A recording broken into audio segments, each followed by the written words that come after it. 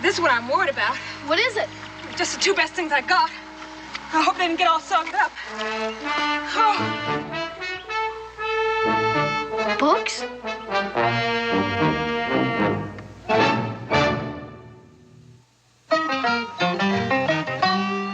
Daniel Boone was a man, yes, a big man, with an eye like an eagle and as tall as a mountain was he. Daniel Boone was a man, yes, a big man. He was brave, he was fearless, and as tough as a mighty oak tree. From the coonskin cap on the top of old Dan to the heel of his rawhide shoe, the rippin'est, roaring'est, fighting'est man the frontier ever knew. Daniel Boone was a man, yes, a big man, and he fought for America to make all Americans free. Daniel Boone.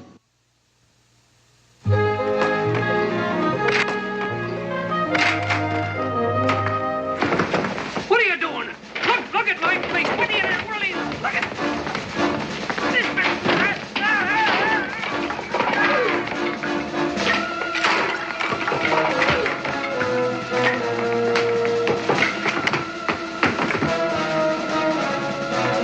Hey, what's going on here?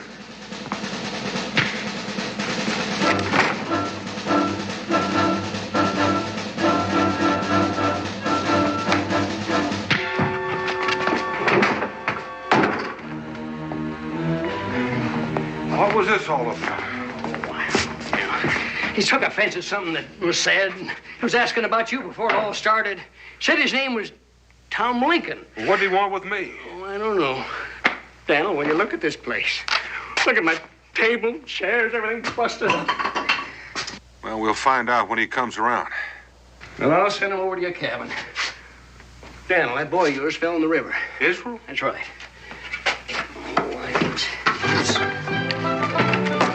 Here, Nancy, have a hot cup of tea.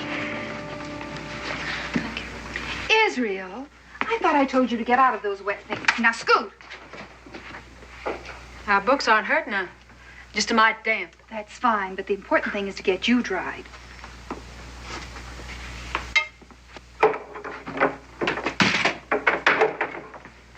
Is Israel all right?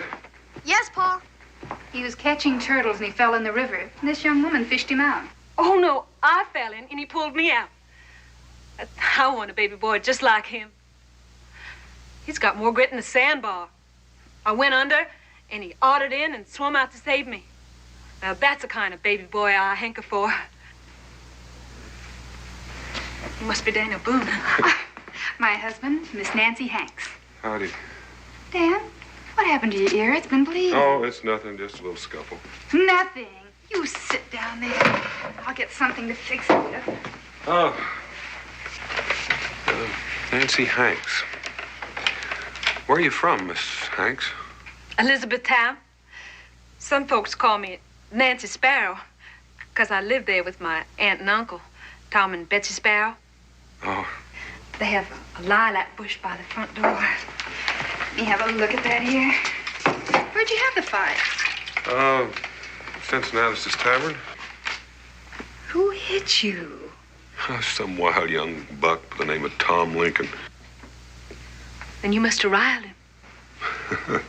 I reckon I did. He's a rip snorter when he's riled. Do you know him, Mr. Lincoln? He's a carpenter and a cooper. He made a sauerkraut barrel for my Aunt Betsy.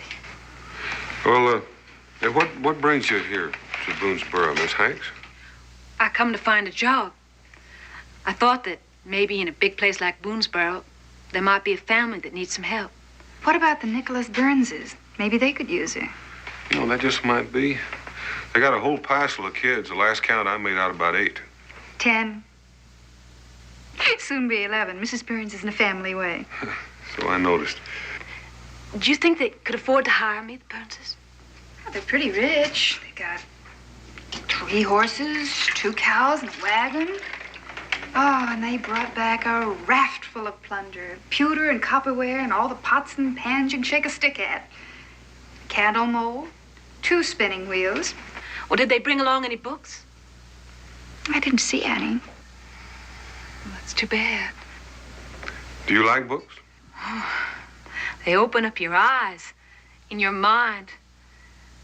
I want to read all I can so I can be ready for him when he opens up his eyes.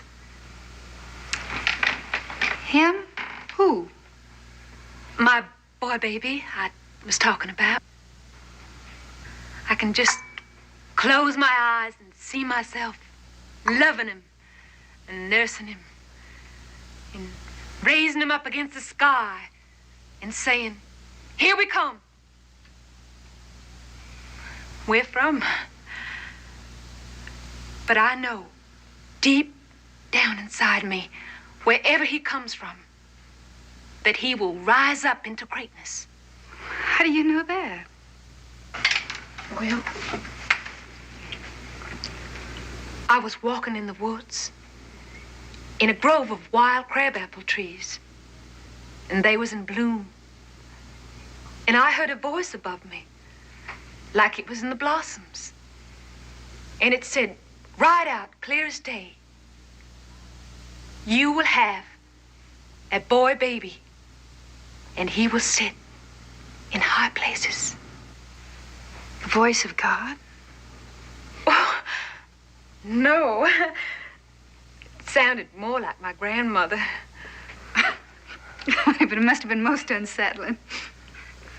But it is Miss Nancy, isn't it, Miss? That's the trouble.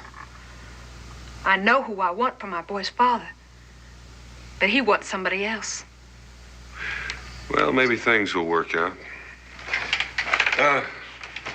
Becky, could I have a little of that tea? Of course.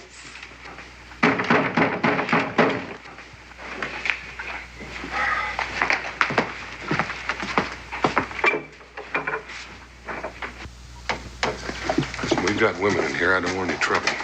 I didn't come for no trouble. My name's Tom Lincoln.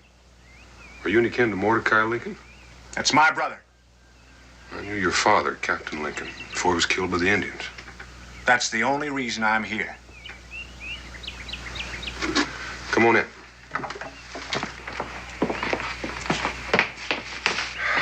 This is my wife, Rebecca, Mr. Lincoln. Miss Boone. Mr. Lincoln. Nancy Hanks. Mr. Lincoln, What are you doing in Boonesboro?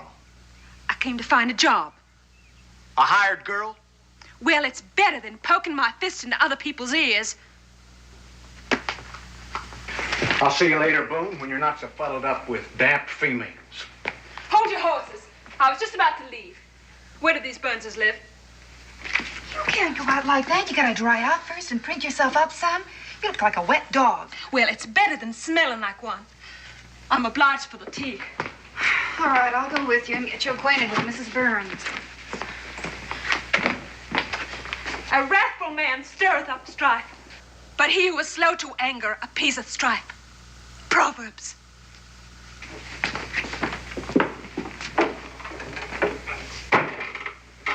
can I do for you, Mr. Lincoln?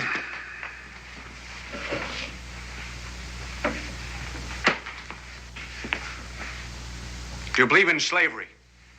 No, I don't, do you? Slavery's against God's law. And we're both on the same side. But did you come over here to discuss slavery? Well, no. I come for some advice. What about? Well, I've had a job lately hewing out timbers for a new sawmill Denton Gahegan's building down on Squirrel Creek. A couple of days ago, he bought 2 slaves and put them to helping me. It must have been the 2 that came through here the other day with that fat slave trader. That's them. Well, what did you do? I quit. If I work alongside of slaves, it'd be the same as saying I believed in slavery, wouldn't it? Could be taken that way. It sure could. But now here's the rub. Now Gahegan won't pay me for the 3 months' work I already put in. So what should I do? Why are you asking me? Who should I ask? You're the head man here, ain't you? This place is named after you, ain't it? I reckon it is. Well, so there ain't nobody else to ask. Well, I reckon your only way out is to sue. Well, now, how do I do that? Well, you know the man down at the tavern, Cincinnati? Yeah. Well, he's a justice of the peace. Go see him. And that's the best you've got to offer. That's it. Unless he sues you back for busting up his furniture. I've already agreed to mend his furniture, and when I'm through, it'll be better than what he had in the first place. And that's more than I can say for Kentucky. Now, what's wrong with Kentucky? Look at the mess it's in. A man can't collect what's owed him. If it's an honest debt, he'll collect it. You bet I will. Thanks for nothing. Hey, wait a minute. What do you mean, honest debt? You casting doubts on my honesty? I said the court will decide it. Well, I'm casting doubts on yours. Now, you just wait just a minute. That wasn't no honest punch that flattened me out. What was it? It was a lucky punch.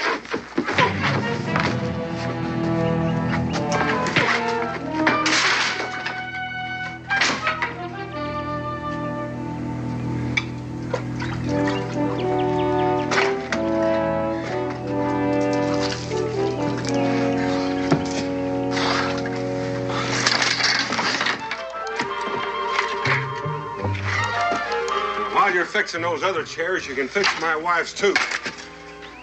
If you can. What happened to my chair? He sat on it too hard. Good day, Mr. Lincoln.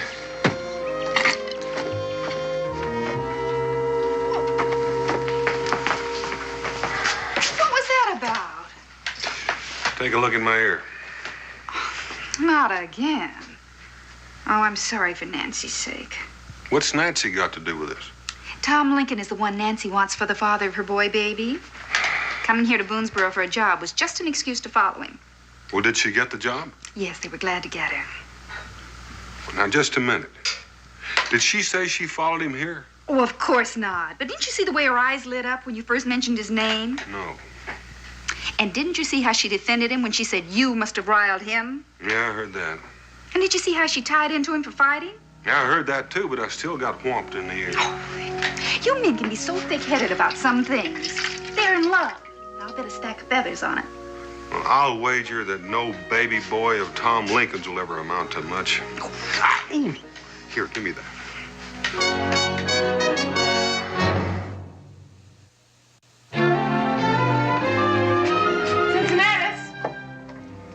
Where's Cincinnati? Down the river. Went to serve a paper for me.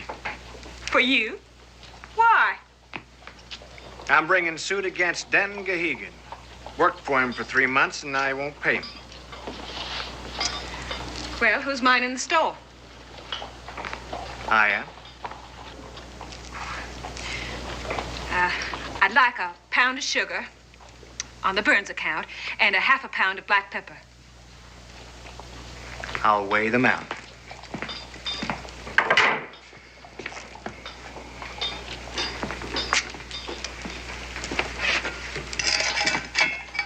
How long you gonna be in Boonesboro? At least till I mend this furniture. You ain't getting paid for that either. No, I ain't.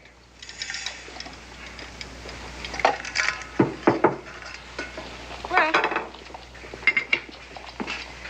looks like you're not getting ahead so fast, are you? I've been spoke to by Ezra Beane. He wants me to make him up some white oak barrels. He's starting a whiskey distillery. Then you'll be staying on a spell? Maybe. And maybe not. Some fella spoke to me and he wants me to go buffalo hunting with him out on the prairies. Buffalo? Prairies? How do you like your job? Fine. Burns are kindly folk. What do you have to do? Oh, just chore around. Women's work. First thing in the morning, I milk. How many cows they got? 3, but only 2's fresh. And then I get the babies up and make breakfast. Pancakes? Sometimes. Can you flip them? Of course I can flip them. How high? High enough to turn them around. Clever woman could flip them up a chimney and run outside and catch them coming down. Well, I ain't that. You're joking me, ain't you? Fixing to get mad, wasn't you?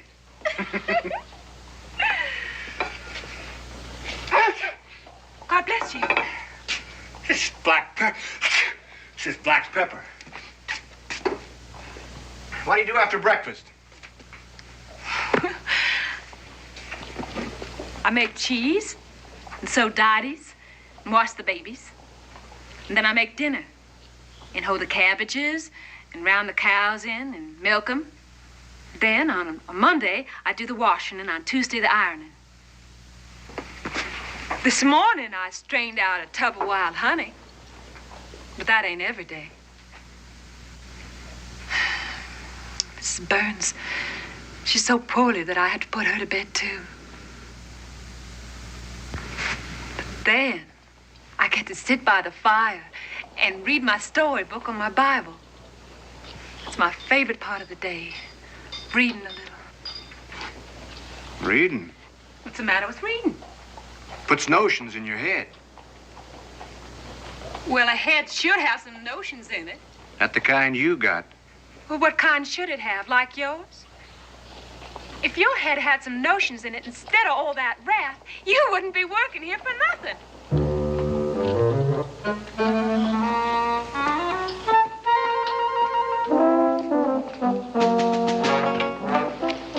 Oh, Miss Nancy! Hello, Israel. Pa told me to tell you. We got some books. Well, that's wonderful. What books? I don't know, but one of them's a fable book. Aesop's Fables? Yeah. Did you read it? No, I told you. I don't like books. Good boy. Could I borrow it? I reckon that's why Pa told me to tell you. Good. Then I'll amble over tonight and get it. Well, you thank your pa for me, Israel.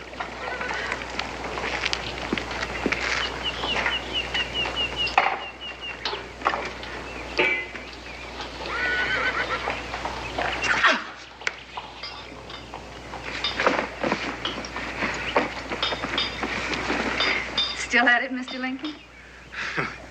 Well, when I get going, I'm too lazy to stop. I see you were socializing with Nancy Hanks. That's nice. Yeah, in a way I was. We was acquainted in Elizabethtown. She must get quite lonesome here. You never get lonesome when you're working, and she's busy as a horse's tail in fly time. You know, she'll make somebody a fine wife. Why are you doing this, Mrs. Boone? Doing what? Trying to make a marriage twixt Nancy Hanks and me? Ain't that what you're up to? Yes, I am. I like Nancy Hanks. And I think she's gone on you. And I like you, and I think you're gone over her, too, whether you know it or not. Something's keeping you two apart. I don't see why I shouldn't try to find out what it is and bring you together. Mind you, I'm drawn to her, huh? Even sparked her some. Took her to a Baptist camp meeting once. But then I drew back. Why? I couldn't put a reason on it. Did she say why she came here? To look for work. It ain't that. It was to follow me. Do you think that? Well, what else can I think? Besides, she's upset. I want a different kind of woman. Got my eyes on one, too. As soon as I'm shut of these jobs here, I'm gonna do something about her. Who is the lucky girl? You know Christopher Bush in Elizabethtown, the German fellow with all the sons? No. They're good boys. No back out in them. They never duck a fight when it's necessary, and nobody ever heard them holler enough. I take it they have a sister. Yep. She's the one. Name her Sari. Sarah. Hey, she don't get me fired up the way Nancy does, but she's solid, like her brothers. Solid? Do you love her? I could if I took her to wife. That's no way to start. You have to... Well, I just hope you're making the right decision. What?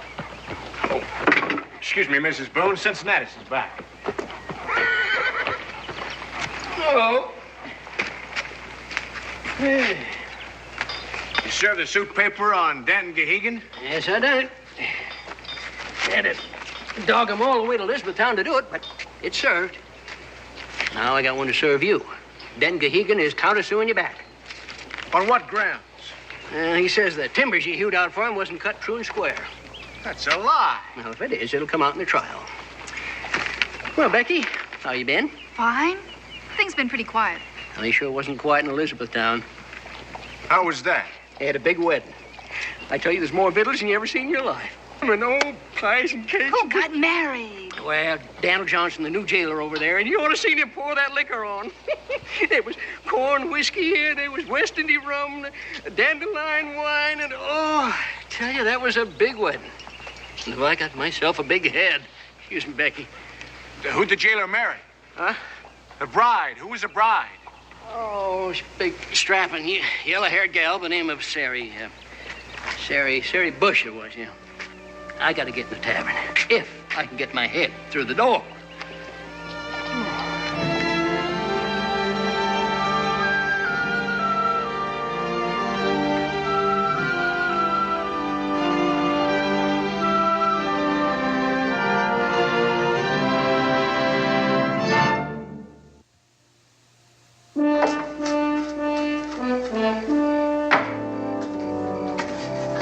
Pa, Chief Cutnose was a bad Indian, wasn't he?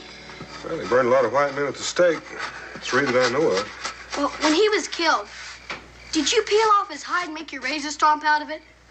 I certainly did not. That made me as bad as he was. Who told you that? Foxy Graham. Well, Foxy Graham was stretching the truth like his old man does occasionally. Come around here and hold this for me. As a matter of fact, my razor strop was made out of a piece of buffalo hide. I told you wouldn't skin him. Well, thank you for sticking up for me. Can possums talk? I reckon they talk to one another. No, I mean talk English. Now, who told you that? Cincinnatus. I heard him gabbing to some men. He said that you're the best rifle shot in Kentucky. And even the possums know it. He said once, you treat a possum. You were just drawing a bead on it.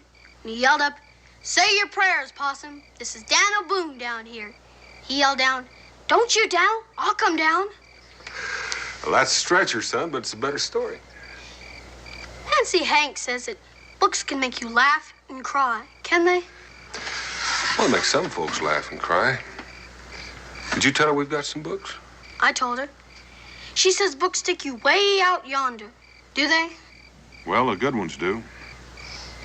Never took me way out yonder. Maybe I should try another one. Well, it wouldn't do you any harm. You haven't been doing too good in your learning. Maybe it'd help to read a few books. That's not the kind of learning I want. I want to learn how to kill bears and trap varmints like you do. Well, these old times are changing. Kentucky's not always going to be the dark and bloody ground. Pretty soon a man will have to be educated just to live here. I don't see what's wrong with being a trapper and a hunter. Oh, hi, Nancy. Good evening, Mr. Boone. Israel? Come to borrow a book? Yes, I have, thank you. Books ain't as plenty as wildcats in these parts. I come to borrow Aesop's fables. And I brung you Robinson Crusoe. I know you'll like it. It's about the adventures of a man cast away on a desert island. Thank you. There you are, son. Read it. But tomorrow, it's bedtime. Night, Pa. Night, Nancy. Come on in, Nancy. Rebecca, Nancy Hanks is here. Nancy! Oh, Nancy, how nice to see you. Did you hear the news Cincinnati's brought back from Elizabethtown? No, ma'am. We was fixing to boil up some soap, and I was busy all day leaching out ashes and making lye. There was a big wedding over there. And guess who got married? Sari Bush and Daniel Johnson.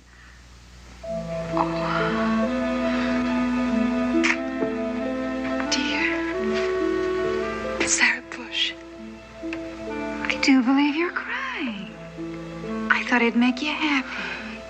Well, I'm sad for Tom. He was gone on Sari. No, he wasn't. He told me so. He did? Yes. He told me he thought she'd make a good wife, but he wasn't gone on her. Now, you stop that crying.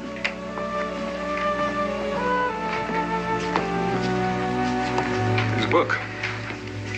Thank you. I'll take good care of her. I told Nancy about the wedding. Now she has a clear feel for Tom Lincoln. Oh, Tom Lincoln won't never marry me. He's got something against me. Well, what in the world has he got against you? Well, I don't know. He gets close and then he backs away. What do you think it is? Well, I don't know either, Nancy, unless... Well, maybe he doesn't like the idea of your following him over here. May think it's a little too forward. Who says I followed him over here? Is that what he told you? Well, he sort of mentioned it. And you think that that's why Tom is so standoffish? Because he thinks that I'm too forward? Well, if he does, it's a mighty silly reason. Come in. Daniel? Tom Lincoln here's got a favor he'd like to ask of you. He wants you to go down to Squirrel Creek and inspect some timbers that he hewed out for Denton Gahegan. Why? Well, so you can testify in a suit and a countersuit that them logs are cut true and honest. You want me to testify after the mess I got Kentucky in? That's the only reason I'm here. It's the least you can do. You've got a lot of brass. Now, Dan, don't go getting ringy. Just lamb down. If justice is going to be done, I've got to hear testimony from somebody I can trust, and I figured it might just as well be you. Oh, thank you, Cincinnati. The only reason I might do it is because I liked his father. Well, much obliged. Ma'am. Wait a minute. Which of you gentlemen is going to escort Miss Hanks home through the dark to the Burnses? Well, I'll be happy to take her. I rather thought you'd stay here and tell us more of the news of Elizabethtown. Oh, well, in that case, I'll be happy to stay. I don't need nobody to walk me home. Good night. Oh, I'll walk you home. I was going that way anyhow.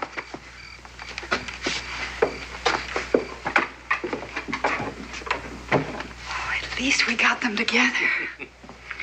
That Lincoln, he's as ornery as a sore-toed bear. Just 'cause he asked you a favor. No, because he keeps putting off that fine girl. Now, what's that for? 'Cause I kind of like you. You know, you're the only married couple I know who makes me regret being a bachelor. Good night, Cincinnati. Good night, Daniel. Becky.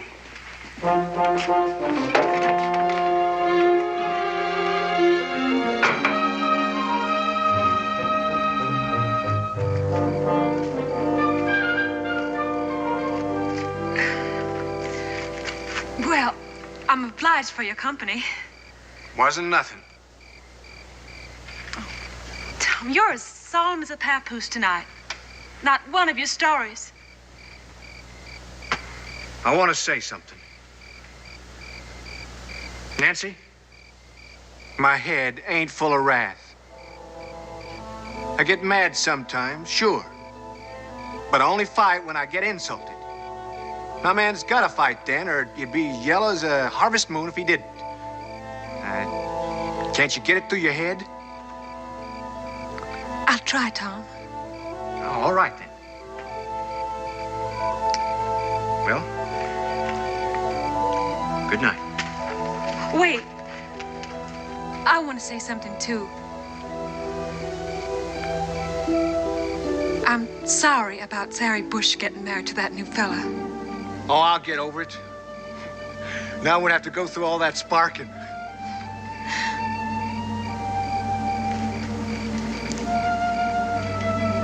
That ain't the real reason I'm glad. Maybe Sari Bush wasn't the woman at the fireplace. My dream. Dream? I've been having a dream lately. My sleep. Same dream. Every night.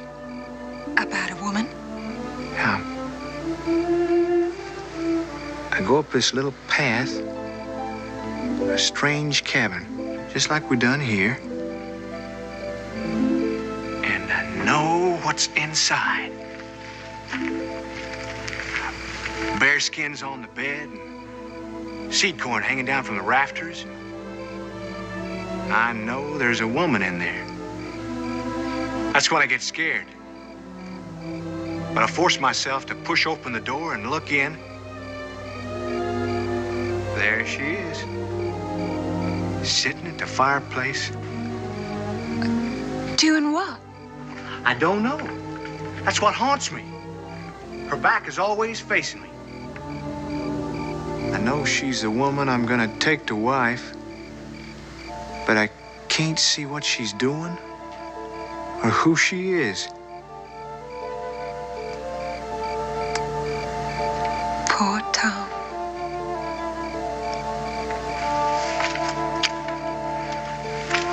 You have to go in right away?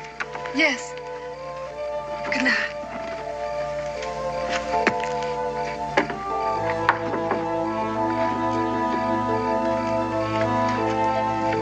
I don't work all day on the Sabbath.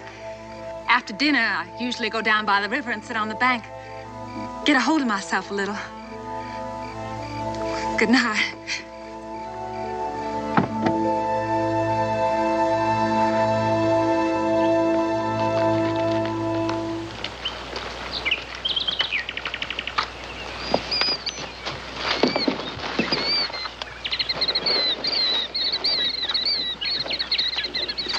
All right, and now remember, some of them are big and some small, but they all got my initials, TL cut in one end, and they're all cut square, straight, and true. So you told me. That'd be 48 of them, and look out for some Gehegan might have had cut after I left. Now, that'll be enough instructions, Tom. I got something for you. About what? About Nancy Hanks. Suppose she did come here looking for a job. Does that mean she was following you? And what if she did? There's no reason to back off from a girl. And who are you to judge, anyhow? That's my business and not yours. All I'm trying to say is, don't be so pumpkin-headed about it. If you're so strung out about being honest, why don't you be honest with yourself for a change? Well, that does it. Now, cool off, Tom.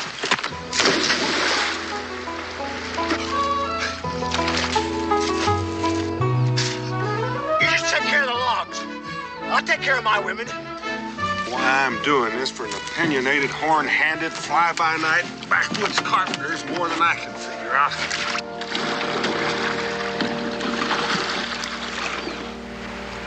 Oh, all the way to Shawnee's Town, long time ago. And when we ain't talking, you can almost hear the bells. Bells. Bells. Bells ringing out the glory. The glory of what? Of the world. Of the trees and the heavens.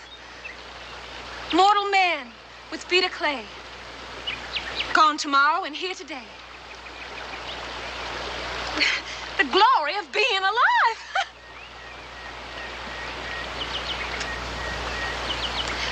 Here. I brought some of my biscuits. You want to try one? Don't mind if I do. There's fresh churned butter on it. And see? A square of bare bacon. I'm a good cook.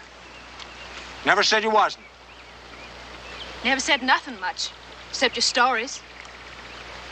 Now, ain't you cooking? I can eat anything set before me. Then what? Well, it's Well, is it because I come to live here in Boonesboro? It ain't none of my business where you live. Who am I to sit in judgment on that? Then what is it? Well, if you must know, it's your giddy goose-capped ways. You're so brain wild and notional. Your head's full of dreams and legends and strange stories and philosophies you get God knows where. Well, you have dreams. I have one dream, and it ain't like yours. And I don't hear bells on the riverbank or voices in the woods and reading books all the time. What kind of a woman is that to take to wife? To abide with? What are you? I'm a believer. Believer in what? I believe in babies and people, and animals and fishes and flowers and houses and farms, and in hunger and thirst, and in life and eternity after life. And that's what I am. And that's the kind of wife I'm going to be. That ain't the kind of woman to mother my son. I want a practical boy who'll grow up to be a useful man. And I want a woman who can teach him that. With all the wild notions in your head, how could you teach him anything that'd be any good to him? Well, I could teach him. And more than just swinging an axe. No. No, you wouldn't be a fit mother. Well, then go. Go find yourself a mother fit enough for your son. And get off of my riverbank.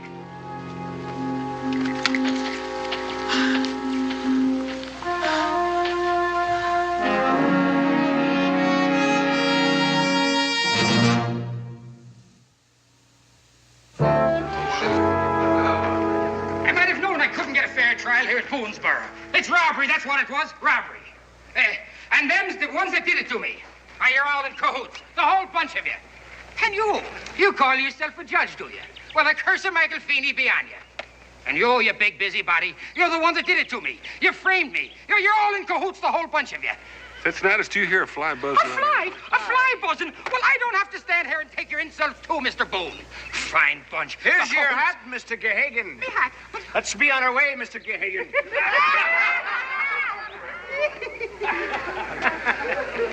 I'm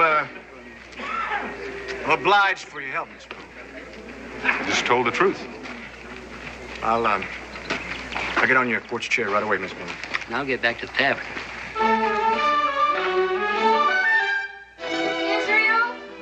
Israel! I need some firewood. Israel, you hadn't have your nose out of that book since the trial.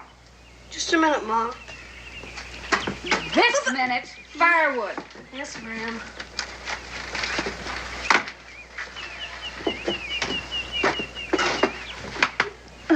Good day? Oh, fair.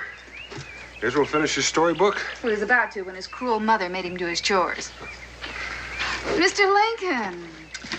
Here's your porch chair. Where would you like it? Put it right there and come on in.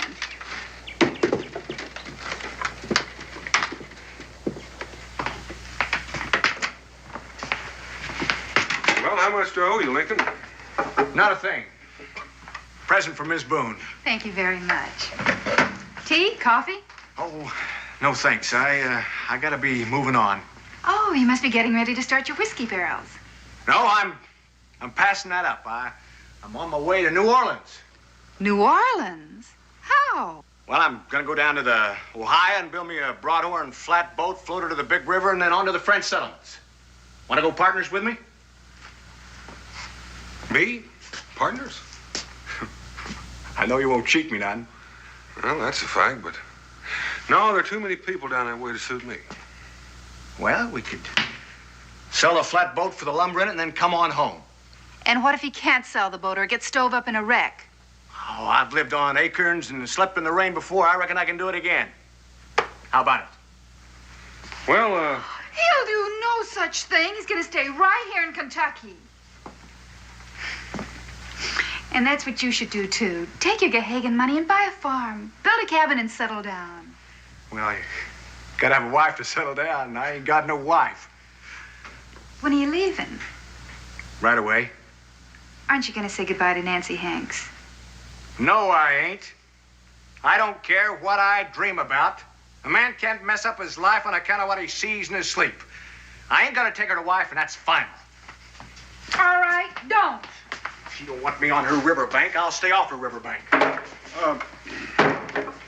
take an awful lot of wood shopping to make one of those flatboats. The more to sell, the better. The more lumber. Well, you aim to do it with this thing? Well, that's as dull as butter paddle. That's the only thing that frets me. I ain't found no place to sharpen it. Well, I might be able to help you.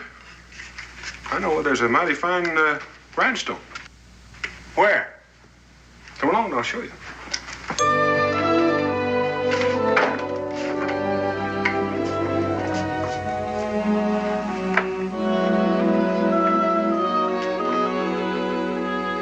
Hey, wait a minute. What are you doing, playing tricks on me? This is where Nancy Hanks works. The grindstone's out and back. Come on, she won't see you.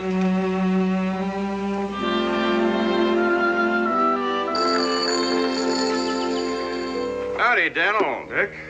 Tom Lincoln, Nick Burns. Oh, Mr. Lincoln. Howdy do. Want to sharpen the axe, do you? I'd be obliged. My wife didn't want me to fetch this stone long, but it's made me friends with every man east of the Green River. You'll need some more water, Nancy.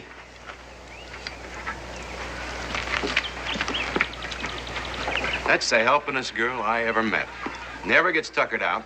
And she's got my kids lined up like a squad of Hessian soldiers. Every one of them doing a chore. And if they don't know how, she shows them. Even their ABCs. You know, I got me a hired girl and a schoolmarm, both for the price of one. And she's a born teacher. Well, have at it. I got work to do. Turn for 'em, Nancy. Thank you, Nick.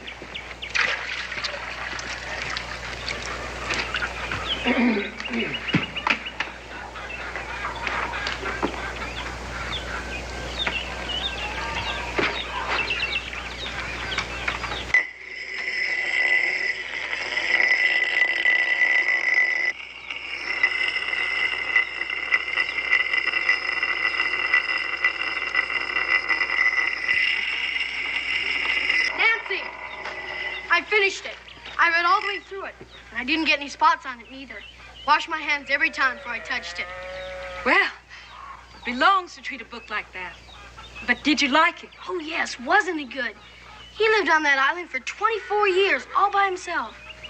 Who? Robinson Crusoe. And when he saw the footprints in the sand, crime and Antley, wasn't that a dinger? Always gets me in the throat, that part. Did me, too. Well, who made the footprints? A savage, like a Shawnee, only darker. The cannibals were about to eat him. Robinson Crusoe saved him. It was on a Friday, so Robinson named him My Man Friday. A slave? No. But wasn't Robinson handy with his tools?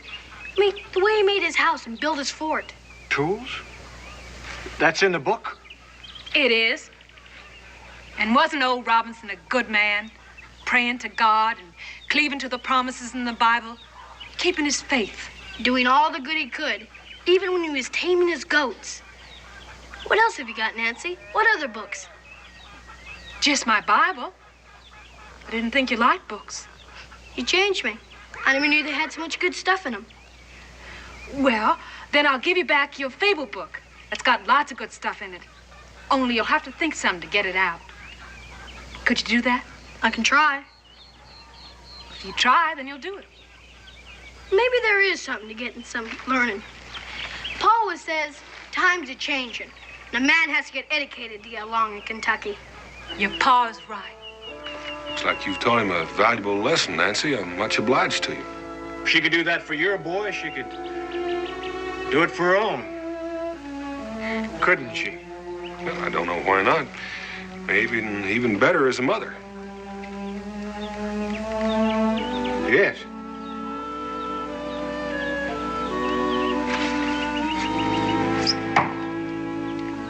I don't think I ever said this before in my whole life, but I'm saying it now. I was wrong.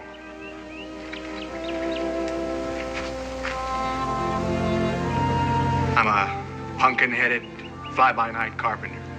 Jesus was a carpenter. And so was his father. There's a sight of difference twixt me and Jesus. Jesus never got married. Neither did you. No, but I want to. Had a dream again last night. About the woman by the fireplace. She finally turned around. Did you see her face? Yes? Who was she? She was you. What? So will you, Nancy? Will I what? Will you do me the honor to be my wife and the mother of my son? Yes, I will. And thank you for the offer.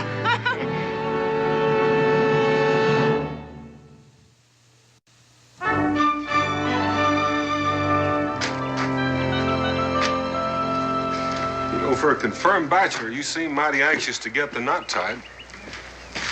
It's a long trip down the river to my brother's place. Well, be sure to tell Mordecai hello. I will. You can stop pacing, Tom. Here she comes. I said goodbye to everybody. Cincinnati's broke down and cried. I just wish we were having the wedding here. Oh, Tom wants his brother to stand up with him. Well, the canoe's all loaded. Your tools and stuff, and your basket and books are all wrapped in fawn skin. Thank you, Israel. Well, that's it then. Let us know when you have a baby and if it's a boy or not. Oh, it'll be a boy, all right. Tom can teach him how to split rails, but there'll still be plenty of room left in his head for book notions, too, won't there? If you say so. And we'll name him after your father, Tom. I'd like that. Well, we better be going. Thank you, Becky, Good luck, for Tom. everything. Tom, Thank you, Right, Dad. Nancy. God bless. can I go see him off? Go ahead, son. A boy, baby. Maybe he will rise to high places. Yeah, he might even be president someday. Well, I wouldn't go that far. What was Tom's father's name? Abraham. Abraham Lincoln.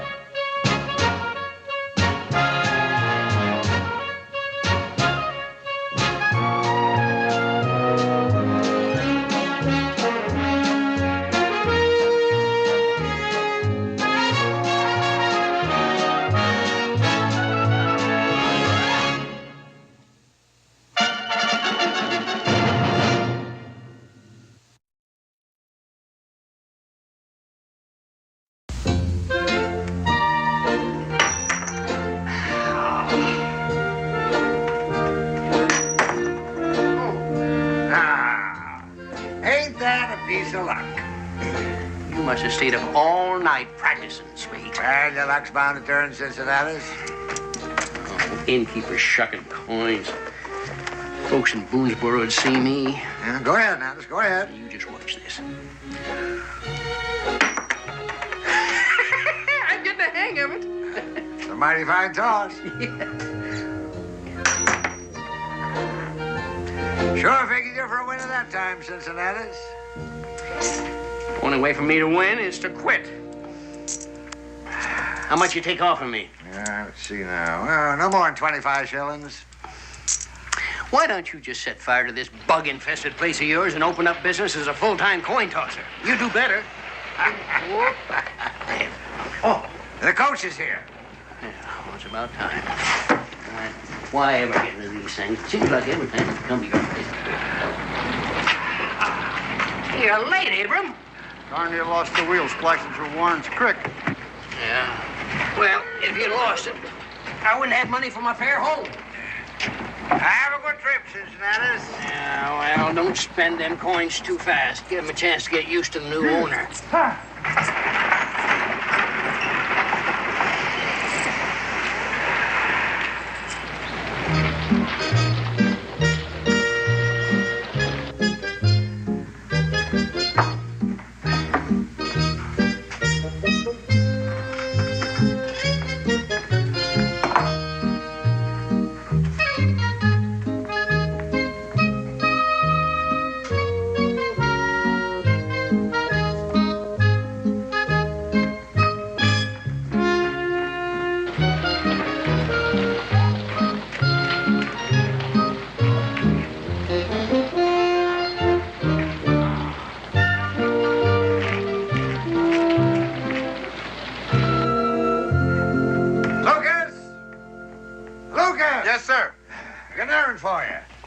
This here was left behind by Mr. Cincinnatus, and I want you to take it. Mr. Sweet, I got Mr. Brookins' boy to learn me the alphabet. Ah, that's real nice, Lucas. Did you mean it when you said I could get the night clerk if I learned me how to read? Lucas, there's always a promotion in my tavern for a boy with ambition.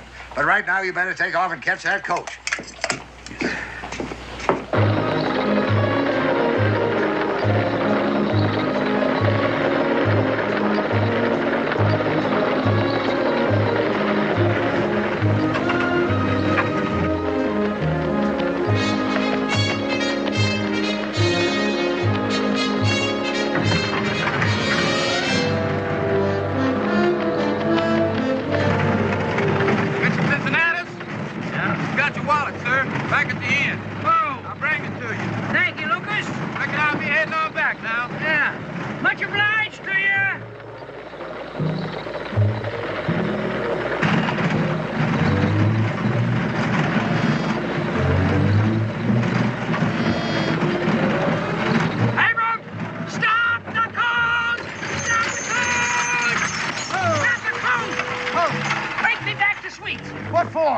You see that trail of dust back there? Well, that ain't no trail of dust, that's a rainbow. And you're looking at the man that discovered the pot of gold at the end of it? Come on, Abram, take me back to Sweets.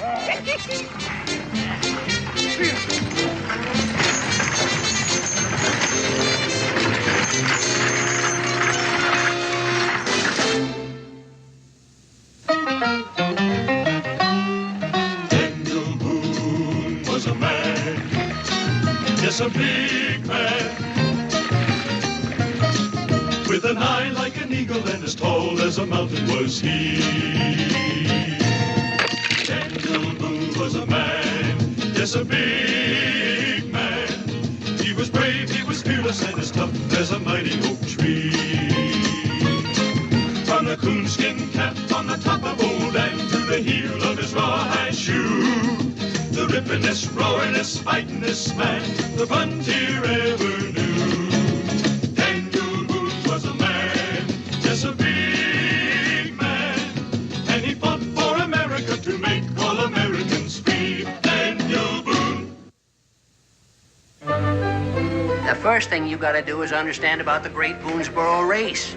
It is the biggest athletic event west of Plymouth Rock. I never heard of it. I know that, Sweet. Why do you think I'm telling you? Well, I still don't understand how my man Lucas fits in with a horse race. It ain't a horse race. How many times have I got to tell you? Look, every spring, this band of Indians comes to Boonesboro, see, to do their trading, and, well, they stay around town a couple of days just relaxing. Well, now 8 years ago, this band come to town with a brave that they figured could just outrun anything on 2 feet. They was bragging on him, and we got to bragging on Daniel Boone, and that's how all the betting started. Betting? You said betting? You never saw anything like it in your life, sweet. About 3 or 4 days before the race, folks come to town like they was running from a flood with all their worldly goods, just looking for a bet. I recall, about 4 years ago, a man won himself a wigwam complete with a squaw and 4 papooses. Squaw and 4 papooses? What did he do with them? He drowned his wife and saved them. Said the squaw was a better cook. Daniel Boone done all our racing at first, and he won every time. But then they came up with a rule that the same man couldn't race more than 3 times. So we had to get ourselves another man. Find someone? We lost 3 years running. Oh. Hey, tell me something, Cincinnati. Them Injuns, what do they bet? Skins. Skins. No hard money, huh? Well, skins is hard money. Do you know what a prime beaver pelt brings in Louisville? Plenty. You ought to know it. Of course, there ain't too much hard money in Boonesboro. But anything a man signs to, he redeems it come skin selling time in Louisville. And back home, a man's mark is just as good as gold. So, you ready to make ourselves a little deal? Well, I don't know. Lucas means an awful lot to me. It could mean a lot more to both of us. Yeah, but even though Lucas is a slave, I always treat him like I was my own kin. Well, afraid I couldn't sell him to you, Cincinnatus. Who said anything about buying him? All I want to do is just rent him for a spell. Rent him? How much? Well, how much you want? 3 shillings out of every bet put down in Boonesboro. 3 shillings? Without my man Lucas, you might lose the race 4 years running. That's highway robbery.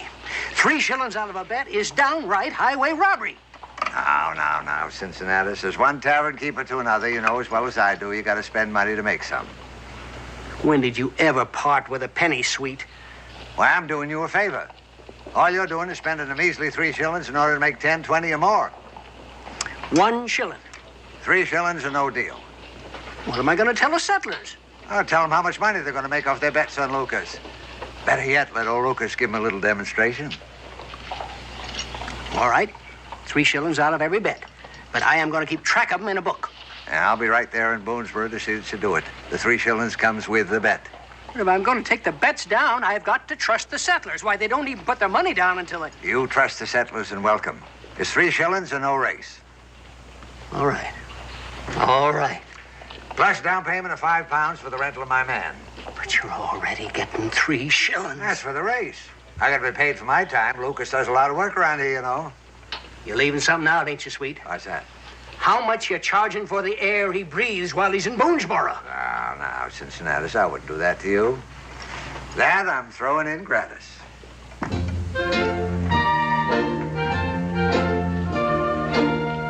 Ain't enough if you both want to ride first class.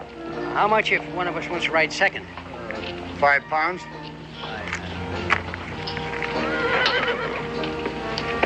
Inside, Lucas. I don't want you exposed to the weather. You're too valuable.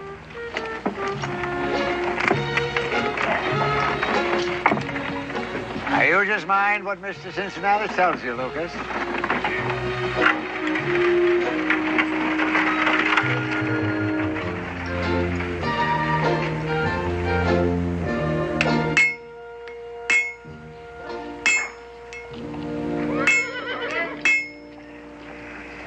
Brooklyn, it's me, Sweet. Mm-hmm.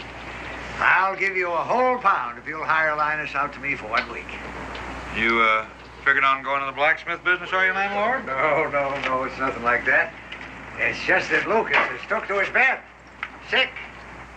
It's just for 1 week. Well, now, I'll settle for, £3. £3. I tell you what, Brooklyn, I'll split the difference with you. £1.10. Well, now, considering you're the one that's in need of his services, £2.10. You think I'm made of money, Brooklyn? Oh, no. Irregardless of that, it's £2.10 or no Linus. All right. All right. In advance. You mean you wouldn't even trust me for a week? Now, we've been neighbors for some 10 years, ain't we? Not enough answer for you?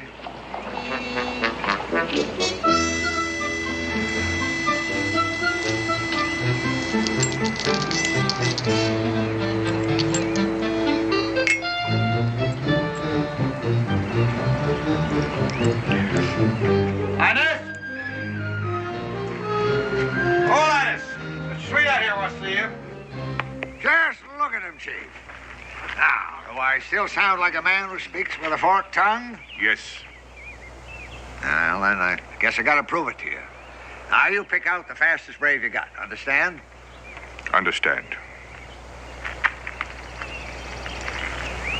Him, straight arrow. Him, Linus. Straight arrow, best runner in all Indian nation. Well, I still say that Linus will run him right into the ground. I'm here to tell you right now. It just don't make no difference who them Injuns race against us. Lucas here will run them right in the ground. Well, he's mighty tall and all, Cincinnatus, but Walt here almost beat Dan once, you know. And there ain't been nobody around here ever come that close. Yeah, and Walt's grown a mite. Well, Walt's just fine for ordinary purposes, but we're talking about betting real money. We're talking about our chances for making a real killing. Straight arrow, fastest runner in Kentucky. Sure hate to see you squandering all that wampum on a loser, Chief. Who you call loser? Straight arrow swifter than north wind, faster than antelope. Straight arrow brother to eagle. Step aside, son. You insult brother to eagle. The whole tarnation, Chief. If you're so all-fired sure of him, let's have a little demonstration. Straight arrow against Linus here. Bear Claw say, straight arrow lose. You win #1 squaw. Oh.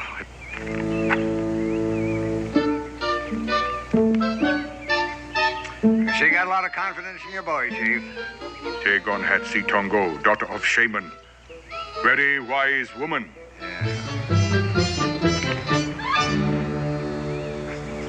I'd hate to have you lose her, Chief. Then this sacred stick. What you bet?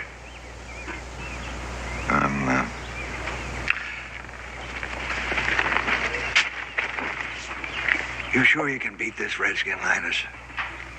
How lonesome do you want him to be? A piece of the king's own silver. You expecting us to bet every shilling we got on somebody we ain't ever seen race? Well, no, of course not. What do you think we're doing out here anyway? Walt will race Lucas out to the meadow and back. Now that's fair, ain't it, Daniel? Well, it's up to Walt. I'll race him, Daniel. All right, boy, now just imagine you got a lot of gold riding on your feet. Go, boy. Get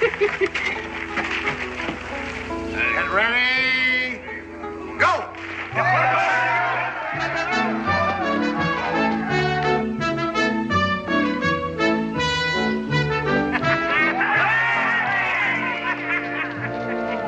Here he comes. Oh, that Lucas is something, ain't he, Daniel? You good friend to Indians, sweet. Always keep a soft spot in my heart for the underdog. Oh, Linus. Linus, would you mind taking a little stroll? Me and the chief are going to smoke a pipe apiece. And I don't want any of that smoke getting in your lungs, you know. You got to keep yourself in trim for the big race tomorrow. Yes. Fine boy, Linus. Him make good brave. Yeah. And it's only going to cost you 5 shillings out of every bet you make with the white settlers. 3 shillings out of every bet. I'm sorry, Cully, but that's the way it is. You got to look on it like it was kind of insurance. Well, I look on it like it's robbery. Yeah. What do you say, Dan? Well, the way I understand it, the money doesn't go to Cincinnatus. He just found a man to run the race. And that was the only way Sweet would agree to hire him out. That's exactly right, Daniel. But the point is, do we want to win or not? Well, why win if it takes all our money to do it? Well, you're going to put a lot more than 3 shillings on the bet, ain't you, Cully? I still say 3 shillings are too much. Now, 1's more than enough. All right. I'll come down to 4 shillings. 1. 2. And that's my final offer. Look, how many times have I got to tell you? If Sweet don't get his 3 shillings a bet, he is going to take his man out of the race. All right. 2 shillings a bet, and that's final. 1. All right, Chief, you win. But only because I consider myself a friend of the Indian. But that don't include Linus's food nor his wages. Wages? I thought him slave. Only when he ain't running. So that means you gotta pay me.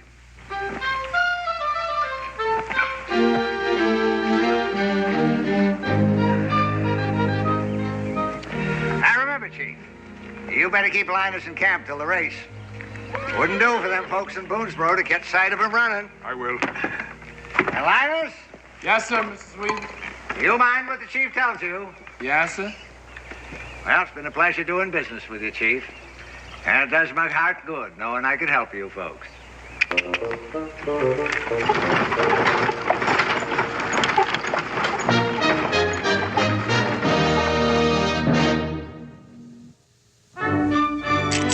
you are. That's Mr. Got me down for Conklin. £1 and 4, haven't you, Cincinnati? Wait, Mr. Conklin, I got you down. Now, come on, Cincinnati, get me down. Joseph Jones. I've got you down already, Johnny. How many times have I got to tell you? Now, will you quit your shopping? Now, listen, the race ain't even until tomorrow. Will you take your turn? Just a minute, you're forgetting something, ain't you, Cincinnati? Oh, now, wait a minute. I got everything right down here. Nobody's going to cheat you. That ain't what I'm talking about. How come he gets ahead of us? Oh, now, just a minute. If you'll excuse me, we got a little private business to take care of, so, Clem, will you take over here for a minute? Now, get your bets ready. We'll be right back in just a minute. Now, what was it you wanted? Well, I don't want no private talk. All I want's my 3 shillings out of every bet like we agreed on. You got any idea how much trouble we had just getting 2 shillings a bet? Even if they seen Lucas run? Oh, you gave him a demonstration like I told you, didn't Well, you? of course I did. And Lucas won, didn't he? You don't And understand. still them fools object to my getting 3 measly shillings out of every bet when they're going to make themselves a fortune? Now, there ain't nothing guaranteed, Sweet. What do you mean by that? Well, for one thing, how do we know who them engines is running against Lucas? You heard something? No, but I ain't got a hankering to be tarred and feathered if Lucas loses. Now, you got every right to pull out of this thing if you want to. All you got to do is just give me back my £5, and I'll give you back Lucas. Of course, nobody makes no money, but you got every right, seeing as how the arrangement was for 3 shillings out of every bet. Well, you know I ain't about to turn down even 2 shillings when I come all this way and went to all that trouble to help you folks out. Oh, that was purely generous of you, Sweet. I want you to know that Shem Sweet ain't a man to go back on his word. Shem Sweet's word is his bond, Cincinnati. Seems to me you lost me about 3 turns back there. Are you telling me you are going to accept 2 shillings out of a bet? Ain't got no choice, have I? Well, ain't none of us got a choice, Shem. Promoting's hard business. All right, you all want to get rich, don't you? Come on, get your coins up here. That's the stuff. I'll take over now. Thank you, Clem. All right, come on now, then. It's 45 for the calf. and Hendrickson, 75. That's the stuff. All right, Davidson. There you go. And Conklin, did I get yours?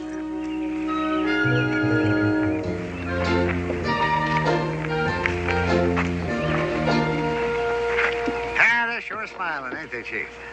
Try believe Tall Pine win race. Oh, named him Tall Pine, did you? Tall Pine bring honor to Cherokee. And not to mention Little Wampum, eh, Chief? Nothing like a little friendly competition to bring our people together, eh? Cherokee have wise saying, good Indian finish in happy hunting ground. Oh, I'll remember that, Chief. Say, your medicine man ain't forgetting my 2 shillings every bet, is he? He'll remember, but only 1 shilling. 1 shilling. That's right, Chief. I keep forgetting. Mr. Sweet, see you for a minute. Oh, sure, Linus. Excuse me, Chief. Well, now, Linus, they treating you good, boy? No complaints about the engines. Ah. Say, them engines got a new name for you. You heard what it is? I heard. They got one for you, too. Is that so? I like what? Natoconoma. Ah, sounds mighty impressive. What's it mean?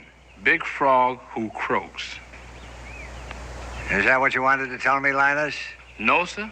I, been doing some thinking, Mr. Sweet. Now, Linus, you shouldn't do nothing like that. It's liable to sap your strength. You should be doing nothing but thinking about that race tomorrow. That's exactly what I've been thinking about. And I also happen to know that Lucas is not in Stoverville like you said either. No, where would he be? In Boonesboro. What would he be doing there? The same thing I'm doing here. Brooding about that race. You question the word of Shemuel Sweet, Linus? Who do you think you are? Tall Pine. Oh, them Indians sure swelled your head, Linus. No, sir. I swelled it all by myself. What are you trying to tell me, Linus? The chief made me honorary Indian. Well, now, isn't that nice? Say, maybe we could make you an honorary white man. The chief also expects me to win. Well, of course he does. We all expect you to win, Linus. That's what the race is for. The people in Boonesboro expect for Lucas to win, too, because he's running against me, ain't he, Mr. Sweet? Ah, you saw right through my little scheme, didn't you, Linus? Yeah. Shem Sweet, arranging the race of the century. Ever stop to ask yourself what for, Linus? I'll tell you what for. To bring a little joy and happiness to the lives of everybody. How you take the poor white man, hacking his way through the wilderness. Nothing but hard work and privation. And them Injuns scalping and plundering. I said to myself, Shem Sweet, here's your chance to take their minds off their miseries. Linus, you realize you and your brother are going to make history tomorrow? I don't want to make history, Mr. Sweet. I just want to make me some money. I can't believe I'm hearing right. I'll say it once more, Mr. Cincinnatus. Ain't gonna be no race at all unless I'm in on a share of the profits. Profits? Why don't you just come over here and tell me about it? Yes, sir. Step right over here, Lucas. What profits you talking about? What you are making off of me? The sun must have got to your head, boy. I've been working you too hard, right? Yes, sir. That's what I thought. Well, now, all you Ain't need nothing is... a little money won't cure, Mr. Cincinnatus. I know I'm just a poor, ignorant slave. But I got eyes and ears. And I've been putting things together like. What things? Well, I know for certain the settlers are betting everything they've got on the race. And I know Mr. Sweet stung you for £5 for my hire. That's right. Right out of my own pocket. And I also heard that the settlers have to pay Mr. Sweet 2 shillings for every bet they make. Now, you can't keep things quiet in a place as small as Boonesboro. You ought to know that, Mr. Cincinnatus. Now, the only thing I ain't figured out yet is what you're getting out of this. Well, nothing except what I make betting on you. What you make betting and all that brew you're selling on account of the race. Well, now, maybe you have got a point there, Lucas. Why don't we talk about your share of my winnings tomorrow? What's the matter? It's my leg. Suddenly beginning to act up. Mighty strange how sudden it was. Sure can't run if it keeps on hurting. Doggone if I don't feel like I'm about to pull up lame. All right, we'll talk about your share of the winnings now. How much? How much is Boonesboro betting? Well, what's that got to do with it? Lots. I want 1/10 of all the bets. 1/10? Well, that would come to more than £100. Power like that could almost make you feel free. And I want it in advance, too. Otherwise, no race. I guess the folks around here would be pretty unhappy with you if you had to tell them it wasn't going to be no race. I reckon they'd even close your tavern down out of pure spite. I just can't believe this is Tall Pine talking. Just plain line of honey. And you're being plain unreasonable, that's what. All I'm asking is half of what you're getting from the tribe here. Only I won't mind in advance. Now, what's so unreasonable about that? Well, it would just about ruin me, that's all. It'll pain me to let on to the chief that my brother Lucas is running again now. Now, you wouldn't do that to old Shem Sweet. A man who's looked upon you and Lucas like his own 2 sons. It'll sure make me feel low, doing something like that to my own pa. Of course, if we was partners now. All right. I'll share it with you. After the race. Before and in my hand. I gotta say this for you, Linus. You sure picked up the white man's ways in a hurry. You can't scorn a man for trying to improve himself, can you, Mr. Sweet?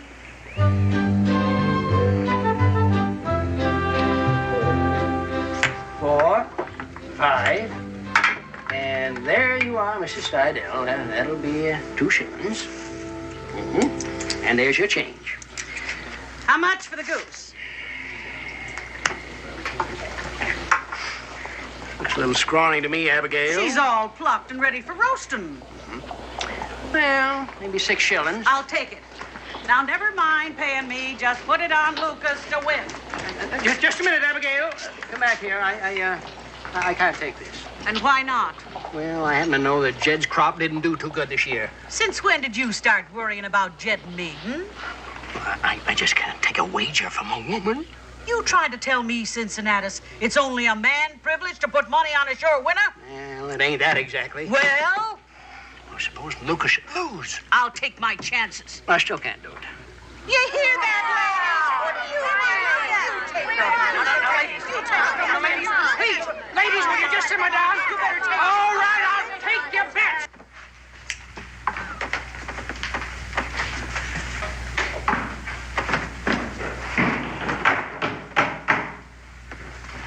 I'll get it.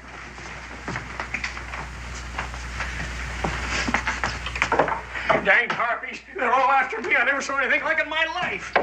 You know, if I didn't know better, I'd say you were in training to run that race yourself. Daniel, every blamed female with an extra jar of preserved turnips is just clawing at me to lay their bets on Lucas. Well, that's the idea, isn't it? Well, you want to see me ruined? Every bet I've taken is going to cost me 10%. I thought you told me all the settlers had agreed to pay you 2 shillings per bet. But that takes care of Shem Sweet. How about Lucas? He's asking for his share now. How ungrateful can he be? That's exactly what I told him, Becky. I took this poor, ignorant lad out of obscurity and brought him to Boonesboro at my own expense. And I said, boy, I'm going to make your feet famous. And then he turned against you. I knew you wouldn't believe it when I told you. Well, it's getting harder and harder to turn an honest profit these days. Daniel, you're laughing at me. But I'm telling you, there ain't going to be no race tomorrow unless I pay him 10% of every bet I take. Then he doesn't run. It isn't the end of the world. Doesn't run. Becky, after I promised every critter in Boonesboro all the money they're going to make off them engines. Well, they might settle for a tar and feathering. Now, Daniel, you don't really think they do that, now, do you? Well, if they didn't get to shoot you afterwards. Well, it sure wasn't my idea for Lucas just to help himself to the settlers' money. That's exactly the point. It should have been. Why shouldn't he share in the profits? He's doing all the work. But I done all the promoting. All he did was the running. Look, Becky, it ain't me. It's them settlers. If you got any idea how much trouble I had just getting 2 shillings a bet for Shem Sweet, and now, can you see me asking them for more? I just wish I'd never heard of this Lucas Hunter. Daniel, all I was trying to do was just get some money for my friends in Boonesboro. I sure wish I knew of a way of sneaking out of town with a man 7 foot tall. You know, Cincinnatus, there is a way out. How? For heaven's sake, tell me how, Dan. Well, didn't you tell me there was about 900 pounds of Boonesboro bets, including prime pelts? Yes. Well, that'll make about 90 pounds due to Lucas. Well, that's just for running. Well, how much are you aiming to bet on Lucas? I reckon about 100 pounds. Why? Well, why don't you use that to pay him? You'll still come out ahead with all the extra business that the race always brings in. Are you asking me to take every penny I have in this whole miserable world and just give it to Lucas? I'm not asking you to do anything, Cincinnatus. I'm just telling you there's a way out. Daniel, it ain't human to ask a man to take the money he's going to get rich on and just give it away. Well, then find the money someplace else. But where? There ain't no extra money left in Boonesboro. Sounds like a good idea to me, Cincinnatus. For who? For Lucas? Well, what about me? He wins, and I get to stand around and watch folks stuff their pockets. Well, it looks like the only thing left for you to do is ask folks for 10% of whatever they bet. I could just jump off the cliff over Catfish Creek. Except there ain't no water in it. Where are you going? Oh, I'm going back to the tavern and get my 100 pounds. Daniel, profit system still could use some tinkering with. What's the profit system, Paul? I thought you were asleep, young man. I was, but Cincinnatus woke me up. He sounds real unhappy, Cincinnatus. Israel, it's late, and you should go right back up to bed. I will, Ma. I promise, please. In 5 minutes. Please. Well, 5 minutes, but not a second longer. Can I help you make bullets, Pa? Is your hand steady? Yes, sir. Is your eye clear? Well, I can, see that big chip on that log over there at the end of the fireplace. Well, since you put it there, I'm not too surprised. All right. Be careful. What's the profit system, Pa? Profit system? Well, it's a system we live under. Say that I go out and trap a prime beaver, and then I skin it and cure the hide and take it into Louisville, and somebody pays me 15 shillings for it. Then I take the money home, give it to your mother, and she buys things for you in the house. Like she goes out and she sees this prime goose. And Mr. Stovall says he'll take, 6 shillings for it, and she gives him 6 shillings and brings home the goose. And back in Louisville, the man your father sold the skin to is making a fine hat of it. And he'll sell that hat to somebody. So he'll have money, too, to go out and buy things with. I see. And then Mr. Stovall is taking the 6 shillings he got for the goose. And then he goes out, buys what he wants. That's right. There's something you don't understand? You and the man in Louisville, and Mr. Stovall, they're all making money. I understand that, fine, but... But what, dear? Well, poor Cincinnatus.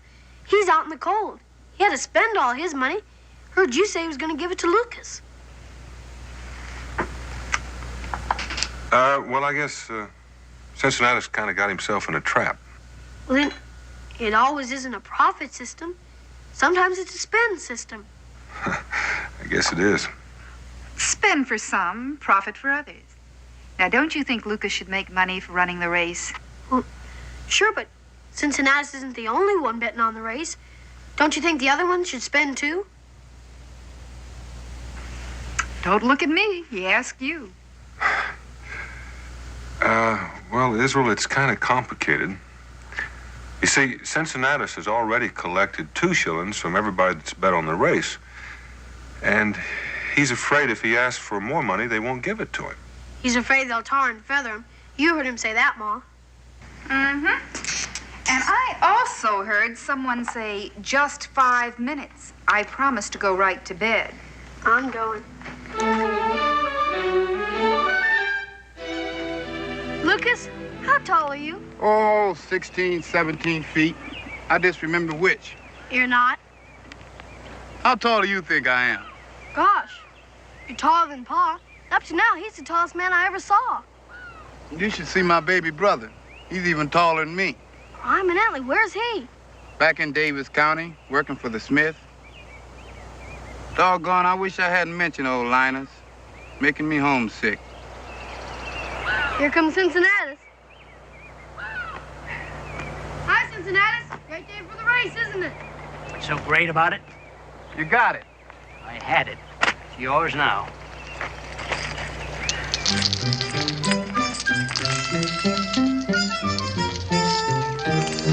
Just wanted to know how it felt. I got no use for it. Might as well keep it. Thanks. You didn't have any trouble collecting. No trouble at all. Of course, there was one group who wanted to just hang me on the spot. But I was worried because they was too busy arguing with the other 2 groups. Other 2?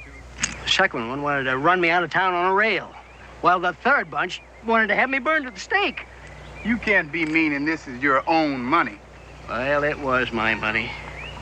Of course, I'll be happy to hold it for you until after the race. Mighty nice of you, Mr. Cincinnatus. It'll kind of remind me of what I'm running for. Hey, hold up a minute. I'll practice with you.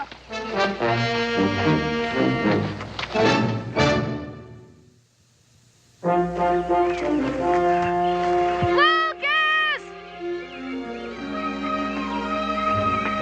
Run, boy, run! Linus? You're the last person I ever expected to see out here. Guess I am at that, brother. Who are you? You don't seem too surprised to see me, though. I guess we got some things to catch up on, Brother Lucas. Now, here's the way the situation is. You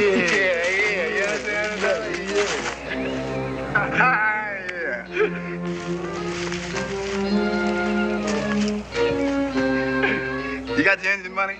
You got yours? More than I ever expected to have in my whole life. What you gonna do with it? Well, all my life I wanted to own my own anvil. Getting tired of pounding on Brookins. But he still owns you, Linus. Maybe. But he won't own that anvil. That's gonna be all mine. And that's where you're miscalculating the turbulation of the system. I is? Yeah, let me see. You see that bug? Mm-hmm. That's a letter, brother. The letter A. Is that a good one? Well, it ain't much by itself. But if you get enough of these bugs together in the right order of placement, you see, you got yourself a word. I'd still rather have me an anvil. You will also notice that all of these little scrawny letters are black. So there is. And this page, this is a page, brother, it's white. You still ain't catching the abulation of my meaning. No, can't say that I is. Well, what I'm trying to tell you, Linus, is that white ain't nothing without black. You see?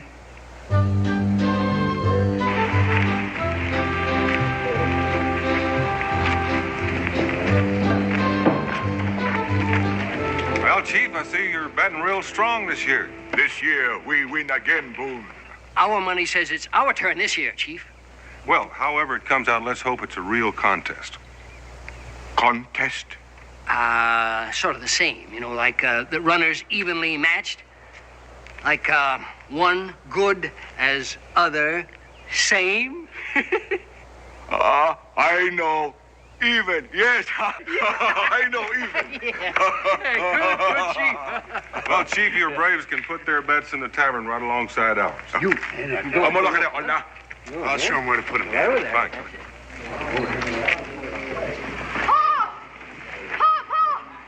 Paul, get Lacey! Well, now, Israel, I haven't got time for any guessing games. Yes, son, you almost knocked over that bushel basket. You're a good man, Boone. Indians trust you. But, Paul! In a minute, son. Now, the race will begin, Chief, when the sun is directly overhead. Is your runner all set? But, Paul! All set. So is ours, huh, Daniel? Bet your boots, Cincinnatus. You running straight air again this year, Chief? No. Straight arrow get fat, get too slow. Indians have other runner. Oh. Well, wish him luck for us. And by the way, we have a new runner this year, too. And I think I'd better warn you. He goes like the wind. That's what I gotta tell you. Some win slow, some fast. You gotta let me tell you that... Now, Chief, is your betting list ready? All here. And ours right here. Well, I reckon we're all set. But, Paul, won't you let me tell you... Israel, whatever you have to tell me, I reckon can wait until after this race is over. Now, do you understand? That's final, son. All right, folks, come on. Come on.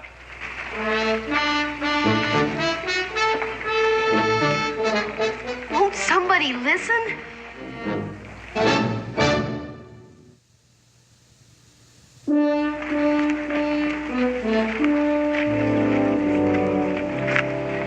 My goodness, you don't seem very excited about the race. Is something wrong? Ma, have you seen Cincinnatus? No, I haven't. Well, I gotta tell him something. Paul wouldn't let me tell him. Can't you tell me? Man secret. No, it's not supposed to be. Well, sort of, but it shouldn't. There he is. Hey,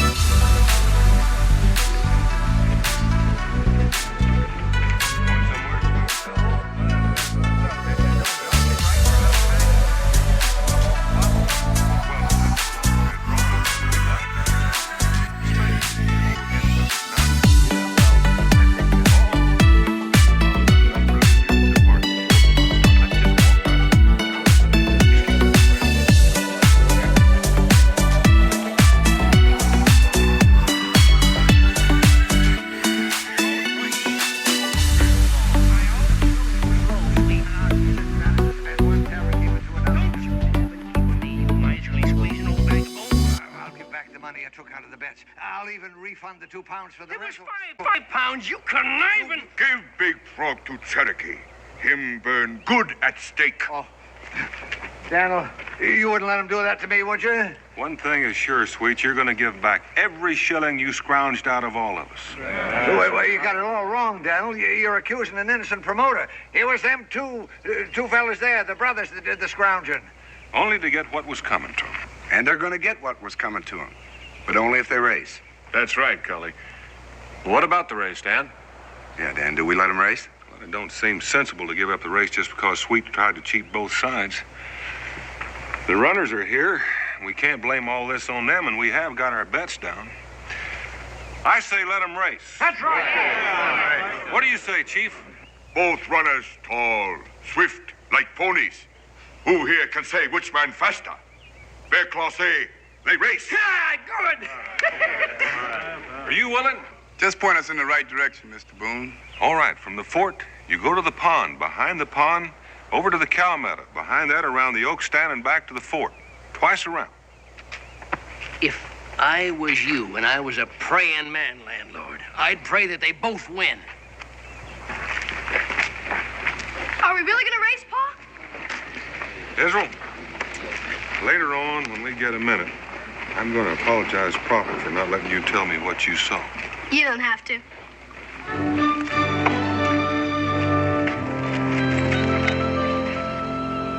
right, now, I'm going to say get ready, and then I'm going to blast off my blunderbuss. Yes, sir. All right, get ready. You know, we just might have ourselves a race yet.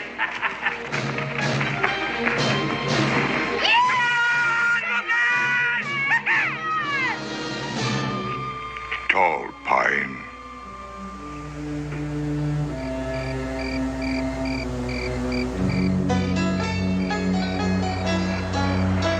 I'm Antley. Even I could have finished the race by now. Cherokee have wise saying. Good brave, no make crooked arrow, shoot straight. What does it mean, Cincinnatus? I'll tell you what it means. It means we've been took, that's what. Like you going to take them? Oh, no, wait a minute, Daniel. I was just thinking about the... Line in your own pockets. That's what all of us were thinking about. You, Sweet, the chief, every one of us that had a bet on that race. Well, now, to tell you the truth, I wasn't thinking about money at all. I was thinking all these folks and their high hopes was up, and, well, all that anticipating and fun just went down the creek. Well, we still got a barrel of money left, and some of us were going to lose half of it. So what do you say we celebrate looking sheepish? Friend of Indian have good idea. Bear Claw bet Big Frog who croak drink more fire water than old white goat. Who you calling a goat? I'll take Cincinnatus for 20 shillings. I'll take 10 of that. Put 10 shillings on Cincinnatus. I believe I'll bet on the old frog. Let's get started.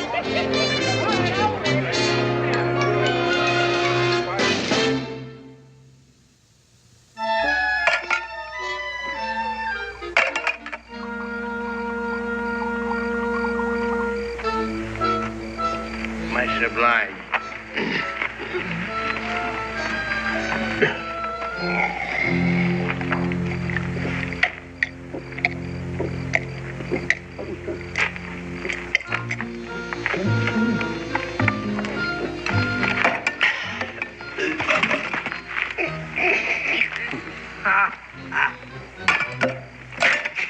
There is one consolation, Daniel. What's that, Cincinnatus? Them Hunter brothers, you know. They'll never show their face in civilized parts again. I can just see them now out there hiding in some deep dark forests.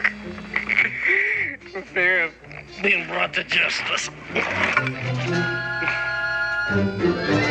It says here that West Indian sugar is one of the best commodity buys this season. You sure it says that, brother? You ain't misdoubting the Philadelphia Gazetteer, are you, brother? I ain't misdoubting the paper, brother. But since I know you can't read, how would you know that West Indies sugar is one of the better commodity buyers this season? Well, it ought to say that. Well, if you say so, it ought to. We ain't done too bad on the exchange, though, have we, Brother Linus? Not half bad, Brother Lucas. Gosh, you ever stop and think what you could be if you could read? Yeah. Old man Sweet's night clerk. Here's to illiteracy. And fast feet, yeah.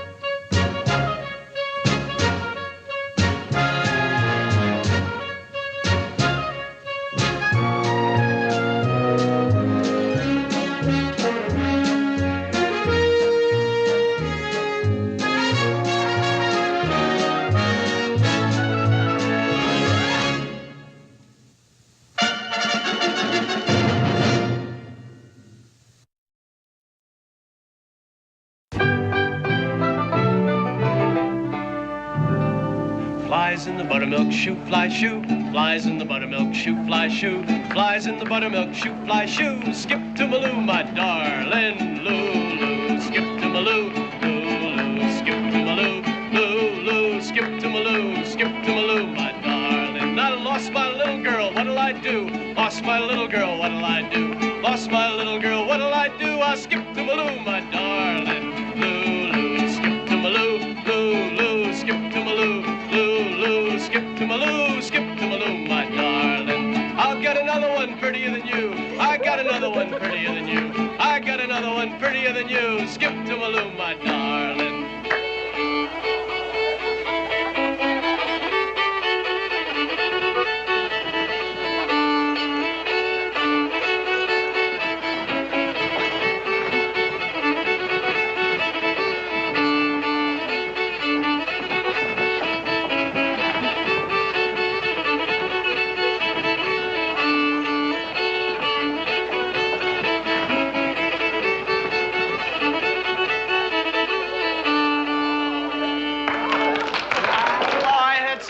Since that old bear bit my foot 3 years ago. Well, you know, getting bit and getting married is pretty much the same thing. Both of them can scar up a fella. Oh, that's a fine thing to say to a young couple on the verge of matrimony.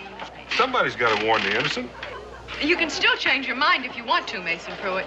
I've been bit. Well, I say you're both mighty fortunate. You ever think about getting married? Sometimes. Well, why don't you? I wore chains once. Didn't take too kindly to it. Oh, now. It's so sweet of you and Daniel to help us celebrate, Rebecca.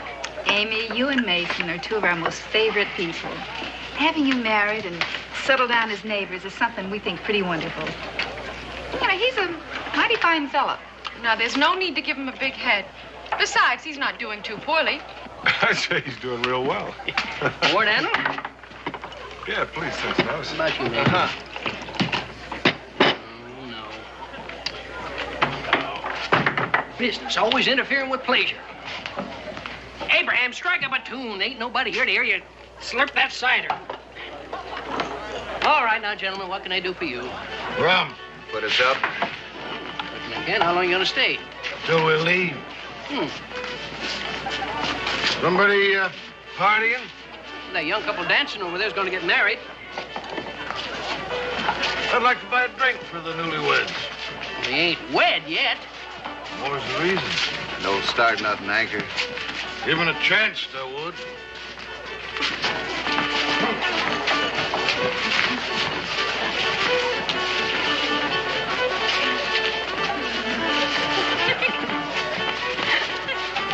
You're the lucky fella, huh?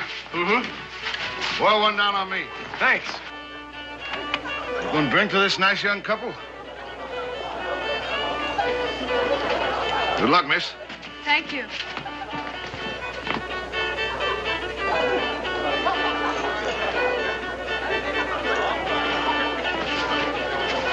Hey, swing around, Mason. You can rest up after the wedding. We'll go get our packs.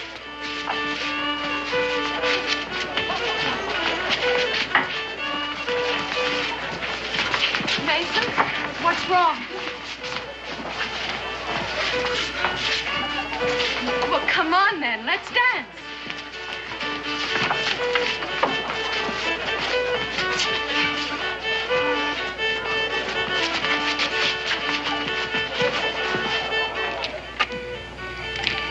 Mason, Amy, go back inside. what's the matter? Amy, please. Mason, I don't understand. Look, I'll be right in. Please, tell me. Look, Amy, when there's something to tell you, I'll tell you. Now go back inside.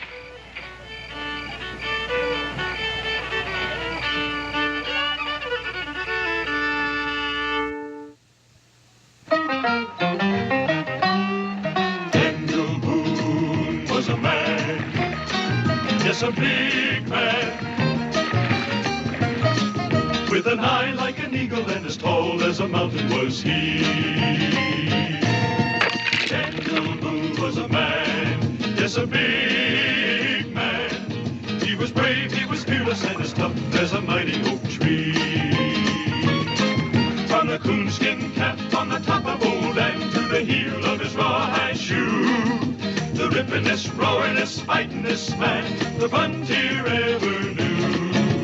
Daniel Boone was a man, yes, a big man, and he fought for America to make all Americans free. Daniel Boone.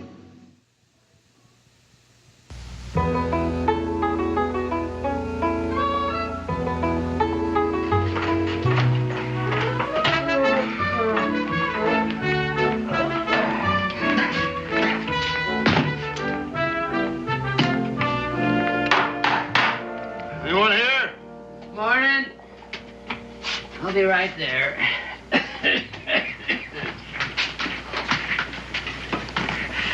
How many people were sleeping up there in that room last night? Why don't you count their legs and divide by 2? You're so curious. I ain't. That take care of it? Rustle you up some grub? Now, let's get out of here.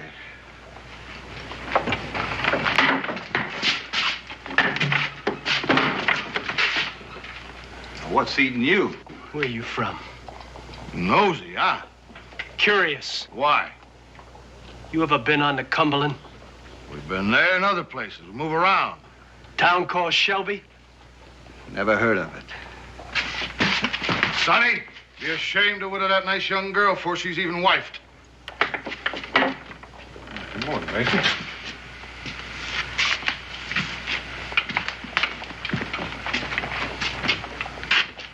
Something wrong?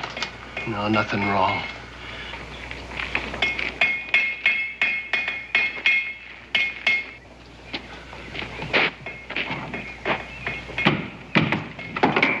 You know those men? Hey, King spotted the granddad of all turkeys down by the river rapids. Fat and Juicy strutting around boasting how he's the only bird in Kentucky fit for a wedding feast, and we don't aim to disappoint him. And early time is the best time for a turkey hunt. How do you know that? When the sun gets hot, the turkeys eat a lot. And when the sun gets high, turkeys don't fly. You got mighty unsociable all of a sudden last night. Just not the partying kind, I guess.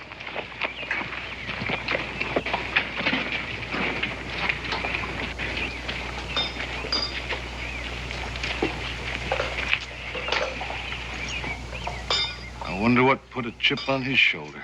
Now, let's move on. Move on. We got pelts to sell. And we can do that in Salem. Now, why haul them all the way there? Shelby. What about Shelby? Nothing. Hanker, let's get out of here. Well, I don't see no reason to. None at all. You do as you please. I'm getting out. Smith, what's wrong with you? You got fluttergut. Face up to it, Hanker. We don't want nothing behind us catching up. But that boy... I don't know nothing about that boy. I don't want to know. Yeah, I got fluttered.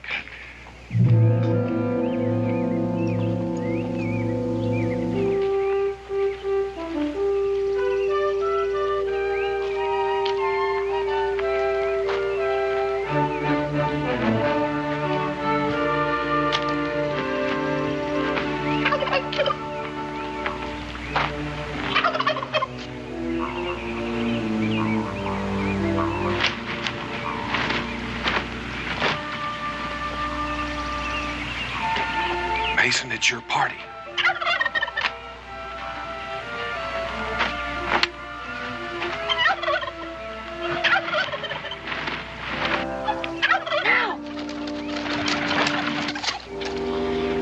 Since killing just for the use of killing. The party.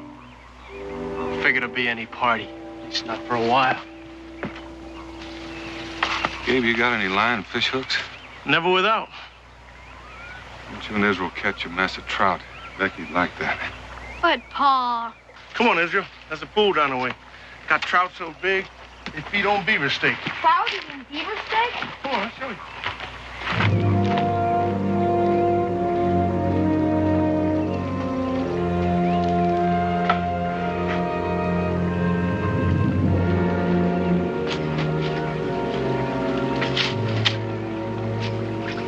Mason, you may need this. Thanks.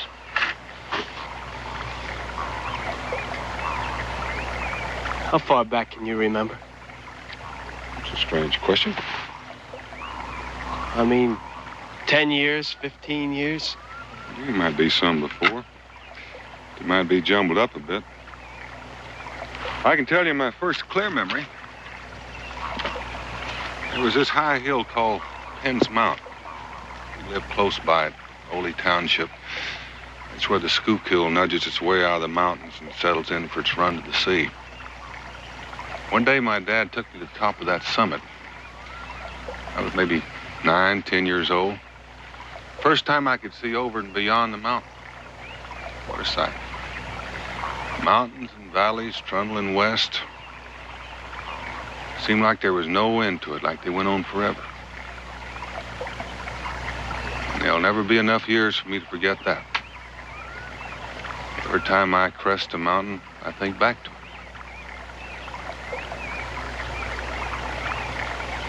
Oh, it's good to remember, Daniel. You're lucky. You know, the first thing that sticks in my mind, my first memory,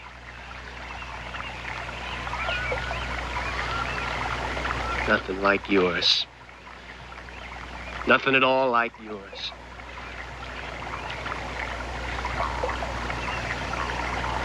I was a kid then, like you, about 9. Had a birthday the week before, but I don't remember that. What I do remember is a knife and a scream.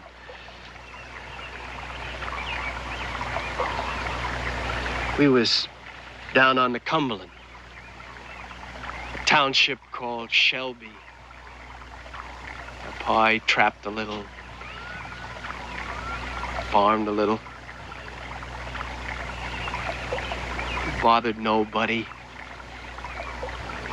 Why they came on us, I don't know. It was 2 of them.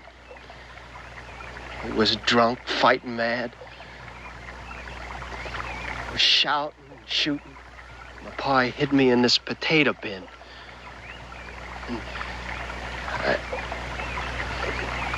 I saw the face.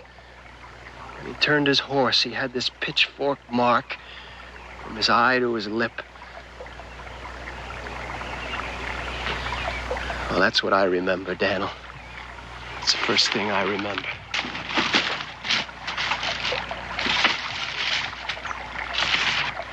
Killed both of them, my ma and my pa. Sometimes a day passes, never a night when I don't see it all happening again. Daniel, I've been looking at faces for 15 years. For that pitchfork mark. And last night I saw it again. 15 years, Mason? How can you be sure? How many men you know carry a mark like that? One man has one, another one can.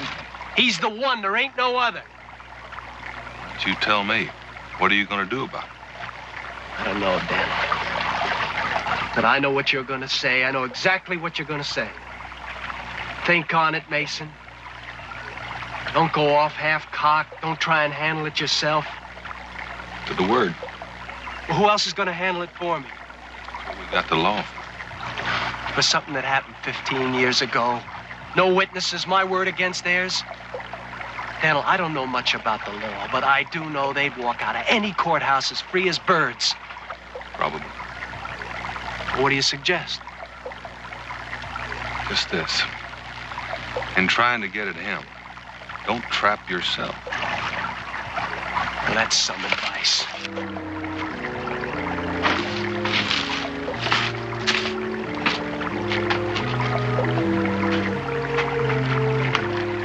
Someone else involved in this. Amy. Look, Daniel, I don't pretend to be as wise as you and know what you know. But there's this juice that runs in a man. It goes right through to his bones. It says payback. And not you, not Amy, not anybody in the world can turn it off. I'm gonna get that man with the pitchfork mark, then. Payback.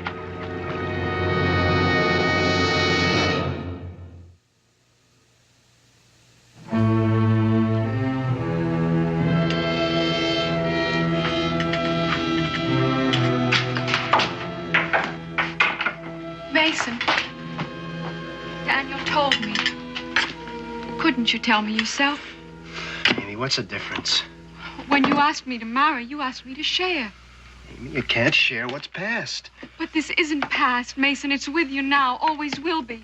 I understand that. Amy, this is for me alone. What are you going to do? It's pretty obvious, isn't it? You can't do this to me, Mason Pruitt. You can't shove me aside like a dish of gruel that you're through with. I won't let you do this. I'm not shoving you aside, Amy. I gotta handle this myself, that's all. And we're not even going to talk about it. No.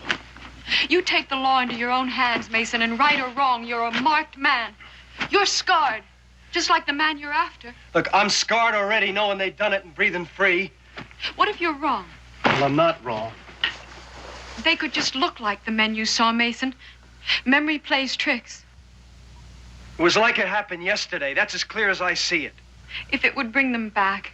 They're gonna pay, Amy. Mason, don't do it. Look, Amy, I've gotta do it. It's like a lump of hate inside of me that won't stop aching. Don't you see that? No. All I see is waste. Kin dead. A man spoiling to right something that can't be righted by more death. Dreams turning sour. Amy, you're asking me to forget. Yes, for me. Look, even if I tried, and I can't, I'd never be good for you again. I'd taint everything I have. If I'm marked as a murderer, Amy, I won't hold you to your I'm pledged to be your wife. I'll share what's ours.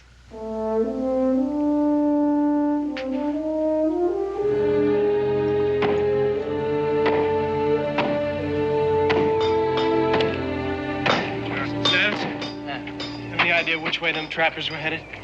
You talk about Hanker and Smith. They're just passing through, I reckon. They didn't say. Hi, Mason. What do you want with them, Mason? They have a pack horse. Well, they did. Stable it over to Hiram. Thanks. Yeah. Hey, you watch that turkey now? Wrong time of day, you know. You know what they say, before the sun gets hot. Go on home, Israel. Did I say something wrong, Mason? We're sorry if I did. No, Israel, I just got some business to take care of, that's all. How are you, Mason? Fine. What can I do for you? Two men stabled a pack horse here last night. That's right. Gone? Uh-huh. A couple hours back. Headed where? Well, they didn't say. I'd guess Salem. They took the trail down that way. They're a wicked-looking pair, those two. If you're thinking of joining up with them, I wouldn't. Well, how are you, Israel? Fine. How are you? Now, don't ask a man over 50 that question. He'll tell you.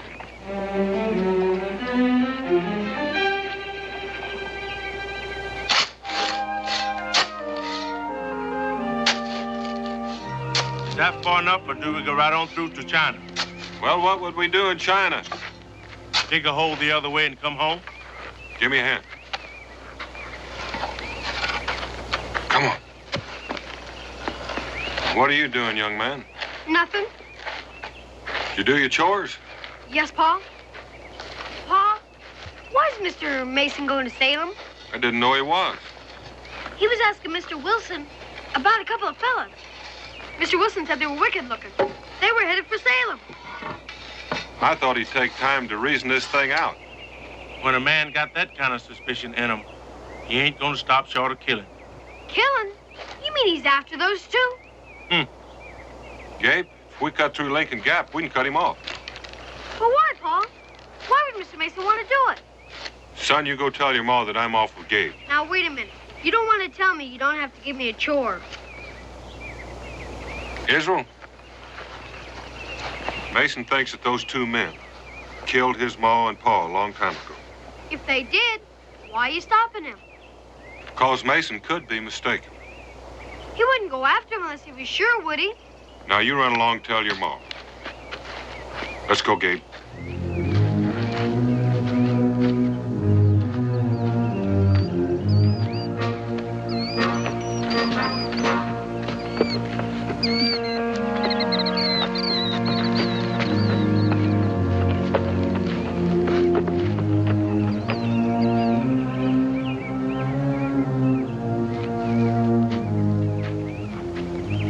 Get up off of there. Let's keep moving. You can keep moving if you want, but I'm gonna have me a little bite to eat and catch me a little nap. I told you I want to get as much space between me and Boonesboro as I can get before nightfall. Get going. I'll catch up. Oh, you've got less brains than that mule there. Why do you think he mentioned Selby? Well, now, I wouldn't know that. Would you? Now, let me remind you, Hanker. We left Cumberland on a mighty fast run. We're always leaving on a mighty fast run, and I'm getting sick and tired of it. You don't remember, huh? I don't remember nothing. That's why I can sleep so good. Listen to me. I'm moving fast. I'm getting rid of them pelts as soon as I get to Salem. You're with me, you get your share. You're not, it's your tough luck.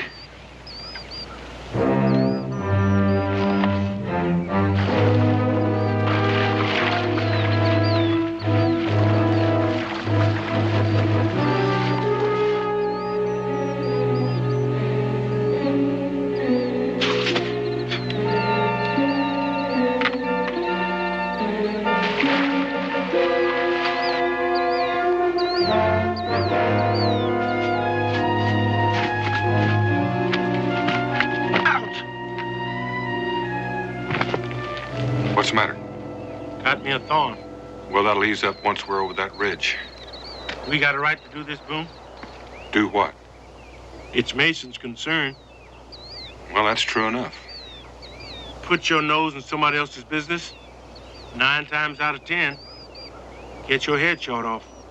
Well, now, Gabe, you've seen it and so have I. Take a proud man, independent, gets into trouble and tries to work it out all by himself. And you've got 2 choices. One, you can stand aside and watch him suffer.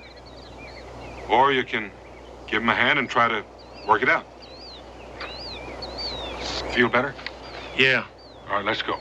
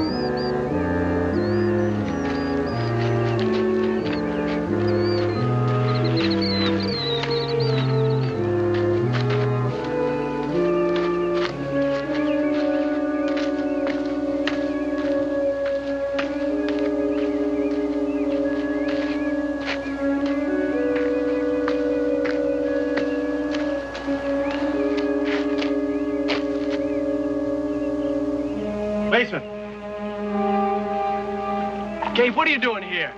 I told you I wanted to handle this myself. You know there's a time for talking, and this ain't it.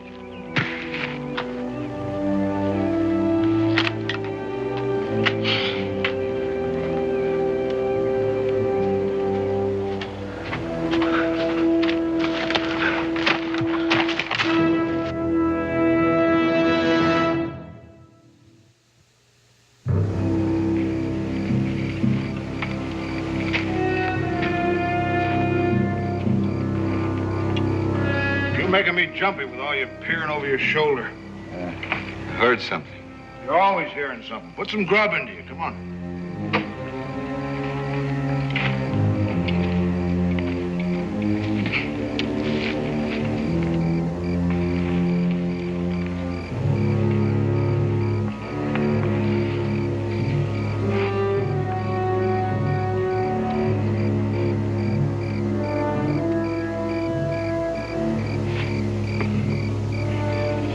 Sit down.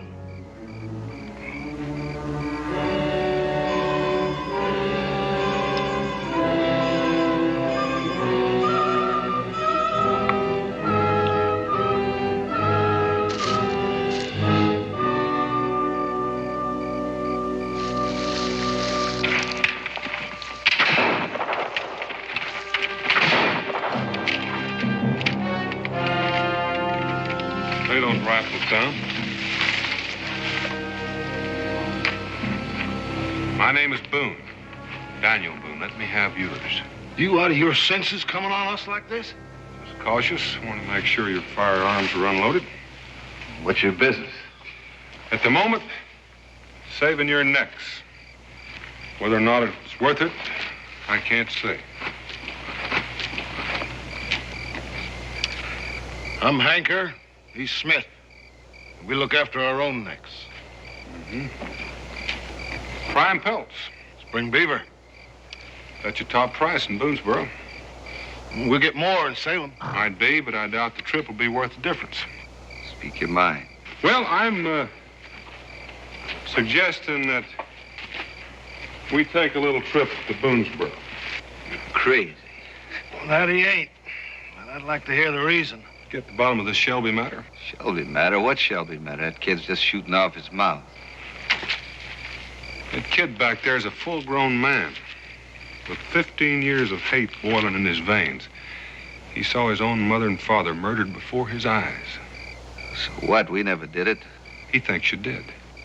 So he thinks we did. So what? No matter where you go or how far, he'll find you, track you down, and shoot you both. We can take care of ourselves. You don't get the point. Don't I? I'm thinking about him. I don't want to see him do this. I don't want to see him outside of the law. So your idea is we go back to Boonesboro, walk up to him and say, here we are, fire away. I guarantee nothing will happen to you. Just what good is this going to do? It'll give us a chance to get to the bottom of this Shelby business.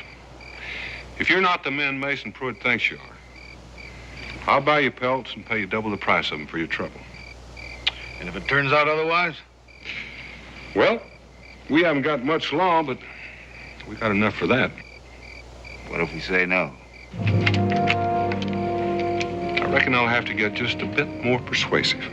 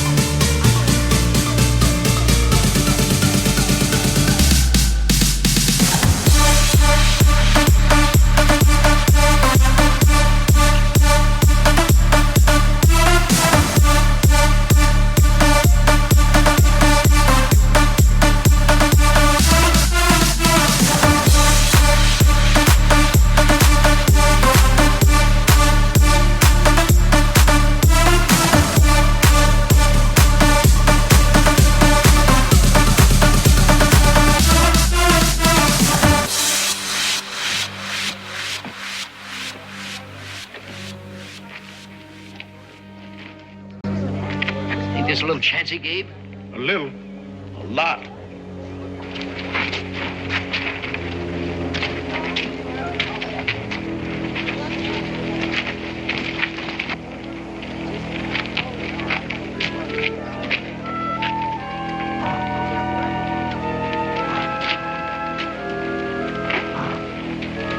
Howdy, Mason. I think it'd be better for everybody if you and these fellas had it out face to face.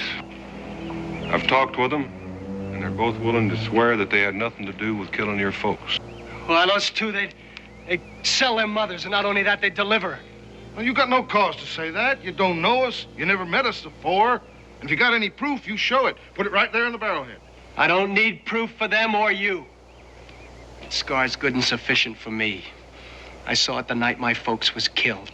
It was like a fireball tearing through the sky, and I see it now, and I saw it then. And I'll tell you one thing. You're gonna pay back, mister. Now get him out of here, Daniel. I don't care what you told him. Just get him out. Take it easy, Mason. Daniel, I won't hear anymore. I'm going to my cabin, and I'm staying there till sun up. And then I'm coming out. And I got some advice for you. You stay out of my way, you hear? You think you can reason with that madman? You ought to be put in chains. You forced us here. If anything happens to us, it's on your head. Nothing's gonna happen. What do you want me to do with him, Boone? Take him to Powder House. Lock him up? Let them loose? They're only accused of murder. Mason's aiming to spill blood. Come on, Mason.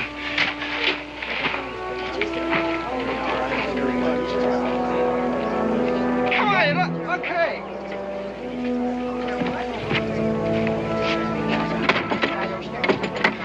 Feeling good about this, Gabe? I have felt better. Sorry, Mason. Well, you'll get over it.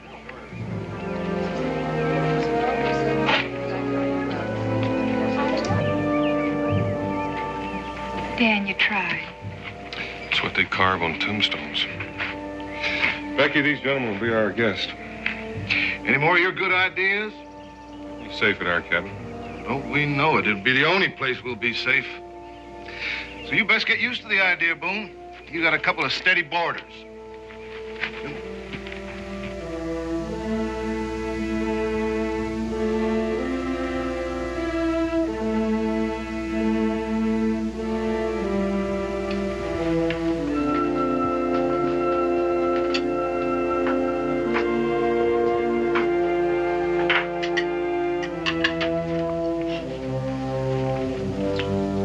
What's your name, boy? Israel. Oh, that's a real fancy name. I got me a notion that a name ought to go with a face. Yours fits you just fine. I'm considering that. What would you think Smith's name ought to be? Cain! Israel.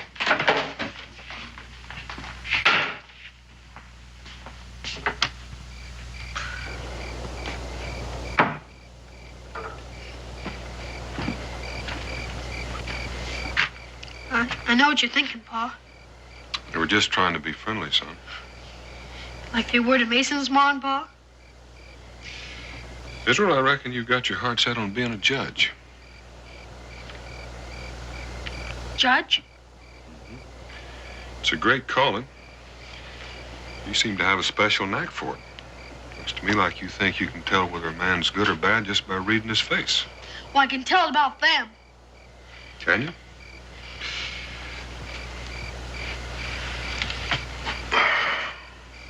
Well, maybe you would prefer not to spend the night under the same roof with him. Suit me fine. All right, son.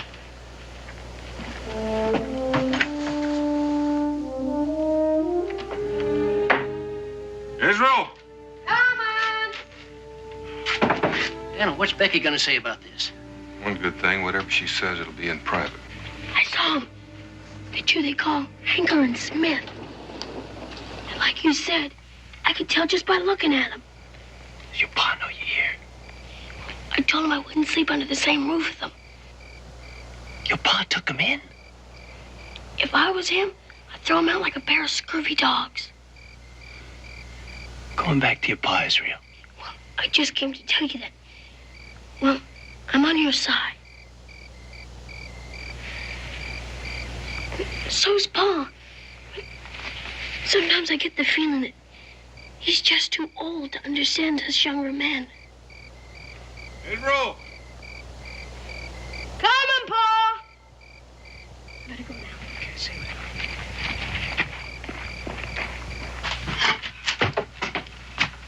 Want me? You can start undoing your bedding over there. Israel, you got a spot over here by the fireplace, nice and warm for you. Where you been? See the prisoner. You sound like you'd asked you'd have been stopped. I don't want you to stop being Mason's friend's son. He's going to need all he can get. What he needs is some justice. And being cooped up is not your idea. Is that right? Maybe you've got the wrong one in there. It's possible. All kinds of mistakes a fellow can make. Some of them bigger than others. Like killing a man? Like killing the wrong man. And that's something.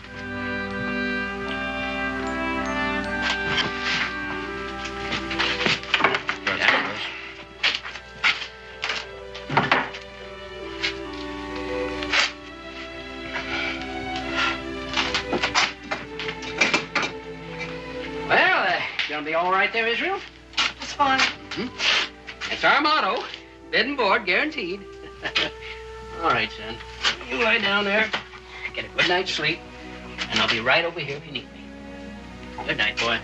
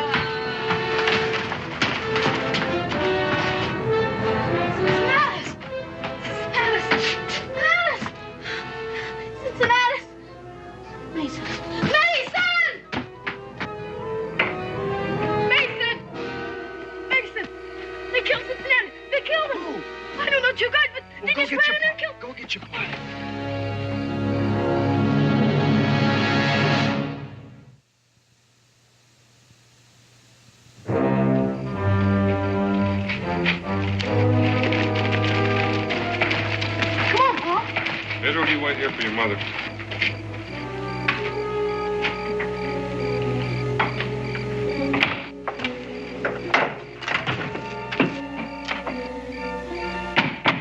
Let's go see what Mason has to say.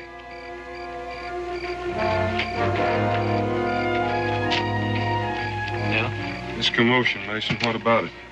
I don't know. It all happened so fast. Israel said there were two men. Well, there was this war whooping and screaming and hollering, and then two men, they come out of the tavern. Did you recognize them? No, it was too dark, and before I knew it, they were gone. Israel, can you describe them, the two men that attacked Cincinnati? Well, one was tall, real tall. He had a bushy beard and buckskin shirt and a hat. What kind of hat? Brown, green-like.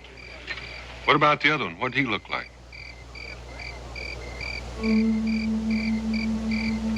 Dan, don't force the boy if he can't remember. Do you remember, Israel? What did he look like? Well,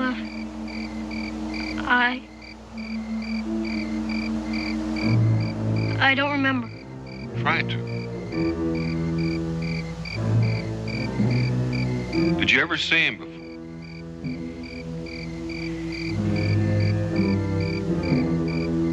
Are you sure?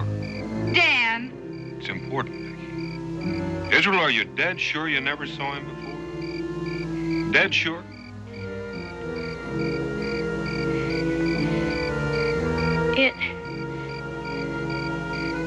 It was Gabe.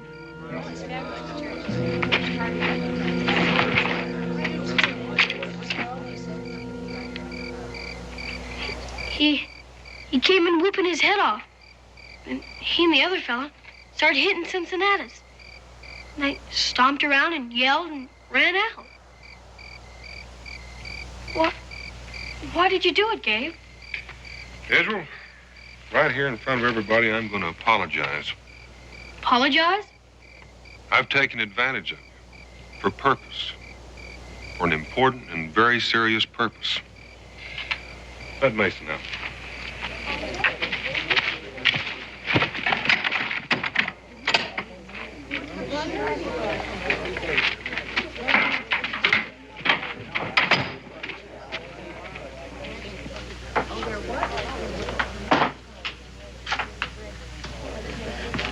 Right over here, Paul.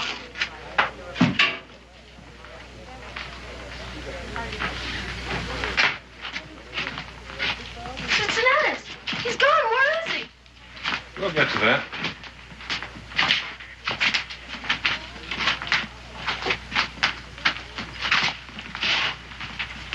Now, Rebecca and Amy say they doubt that Israel saw what he says he saw.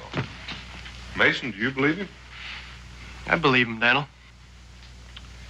Now, Israel, you said the man that hit Cincinnatus was tall. How tall?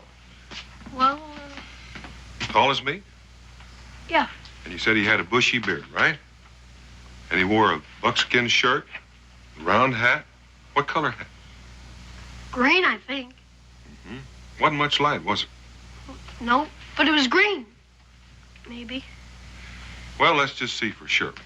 William, come on down.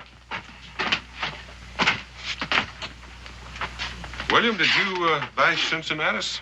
Yeah, in the manner of speaking. Is this him? Well, I don't know. Well, he says he is. And I guess he is. Well, now, considering the light and the fact that you were waking up out of a sound sleep and all the excitement going on, Israel, you didn't do too bad. William's not what I'd say is tall, but he does have a little ragmop mustache, no bushy beard, and he is wearing a buckskin shirt, and I reckon you could call the hat green. Thank you, William. Now, this other fellow, one that you said was Gabe. It looked like him. Courtney, come on down.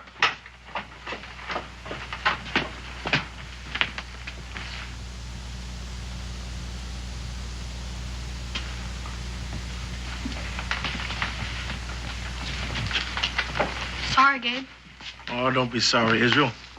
You said what you thought was the truth, and that was no lie. What about Cincinnatus? Good as new. Israel! Come here, boy. Yep, I'm better than new. You get the point, Mason? A young boy, terrified, upset, the whole world gone topsy-turvy. The mind plays tricks, the eyes play tricks. Well, I saw what I saw. In the dark, with things happening so fast. Look, I saw it. I didn't dream it. I saw that mark, and he was there, and it was there. You're a liar. Mason. Now, Mason, tell it to me again. Daniel, you think I get joy out of telling that? Turns me inside out. You're staking your whole life on this. Please, Mason. All right, for all the good it'll do. All right, you were hiding in the potato bin, and the house was on fire. All right, let's say the house was over here at the fireplace. Where would the potato bin be? Oh, over there. Over here. Now, when the man with a scar mounted his horse, where would that be? Somewhere in between. And you could see that with the light of the fire. Now, when he mounted the horse, did he ride off to the left or the right? The left. The left. And when he mounted the horse, did he mount from the left side, the same way most folks would do, and he rode off to the left? Mm-hmm. Then that would mean that the only side of the man's face you could see would be this side. The left side. Yeah. The scar is on the right side. Oh, Daniel, he could have turned the horse around or got on the other side. It was a long time ago, about 15 years. I can't remember every detail. That's right, you can't, Mason. Nobody can. Time's blurred things up. You can't be sure of anything. But for what you're planning, you better be dead certain.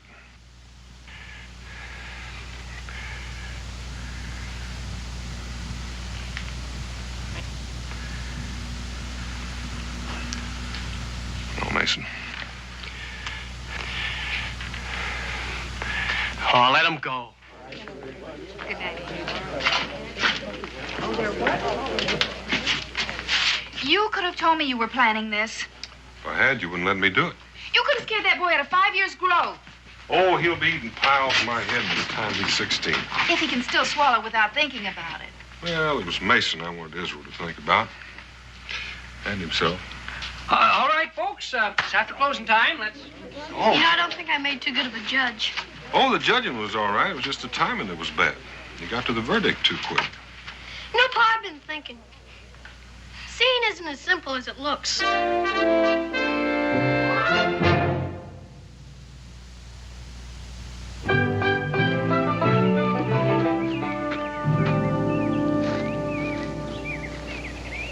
Square things with Becky Boone?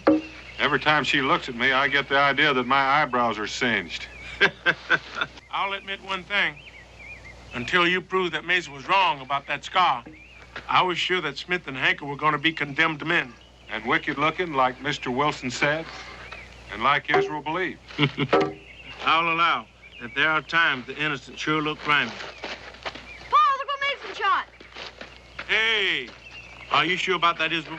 I saw him, and don't you try to tell me I didn't.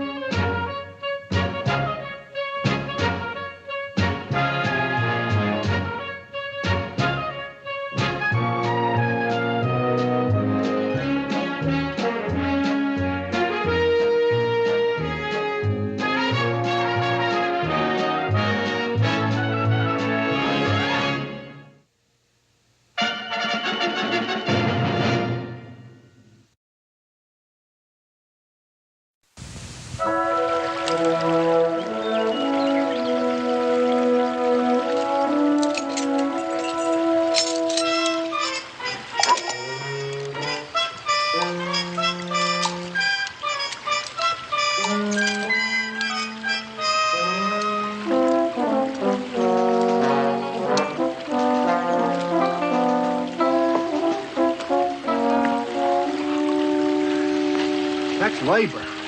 Well, take out the prize stick or some critter will get a free meal off our bait. You didn't put no bait in it. Just tend to your prize stick. You know what I think sometimes, Bean? I sometimes think that the wild beasts of the forest is smarter than us human beings. Yeah, well, you just scared off every beast within 2 miles if you call that being smart. Something's coming. Hand me my rifle.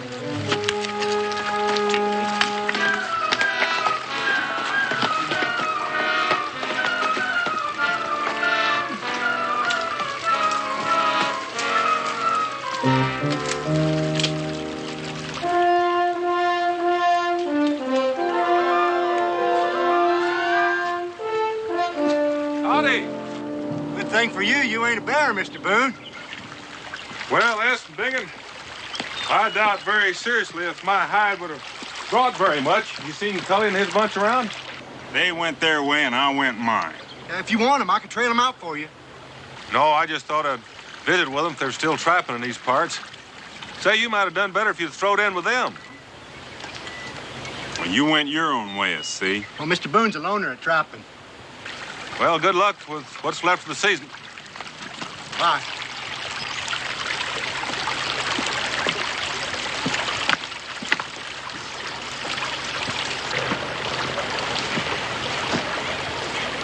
Maybe we should have gone partners with Cully and all them. They ever invite us to anything before, even when we had Mama? We don't have no piece of land. So why do you think they wanted us this time? The more the merrier? No. So they could rob us blind and deep, and maybe even lame, that's what. Well, we wouldn't have made them stinking rich. Well, you forgot about early season cash. Well, you didn't speak of Mr. Boone, of it. A sharp eye and a closed mouth make good business. I read that in my copybook that year I went to the Dane school. We got much of anything in that cash? You'll see when I show you. You mean before we reset the trap? Nah, I'm up to here with telling you to take out the prize stake for a living. Now pick up them traps and let's go.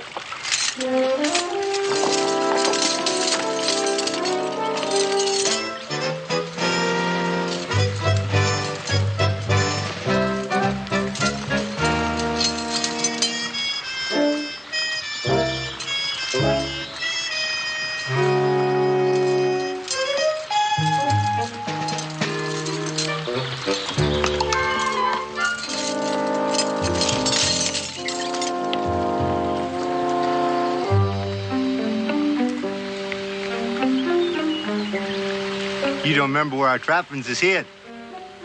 Well, if you're so smart, you tell me, and I'll say if you're right. It's between Stony Bottom Creek and a lightning-blasted tree. Or was it the Blaze Tree? Well, that just shows you how good you are at remembering. What you doing, Benny? I'm showing you our cash. That's what I'm doing. You can see how stony bottom that creek is. But Bingen, I don't see that. Uh-huh. It was the lightning blasted tree after all. No more, no less, just like I said. Now open her up. What? Our cash. Open her up.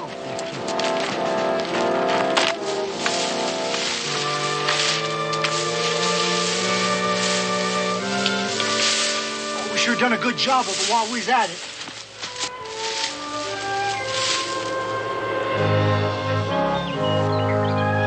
Bingen, you was right. We would have. Would have what? Made Cully and them in cahoots stinking rich when they robbed us. Huh? I forgot how many of them we trapped for. Our luck turned bad. Well, it's a good thing you got me to do the remembering. Now we can buy us enough acres so's they got to invite us, but we don't have to go less than it suits us. If you toss out our early season take whilst I think of how to deal with it. Yeah, you figure out how to make them sweat, Bingen. Be sweat and be clabber.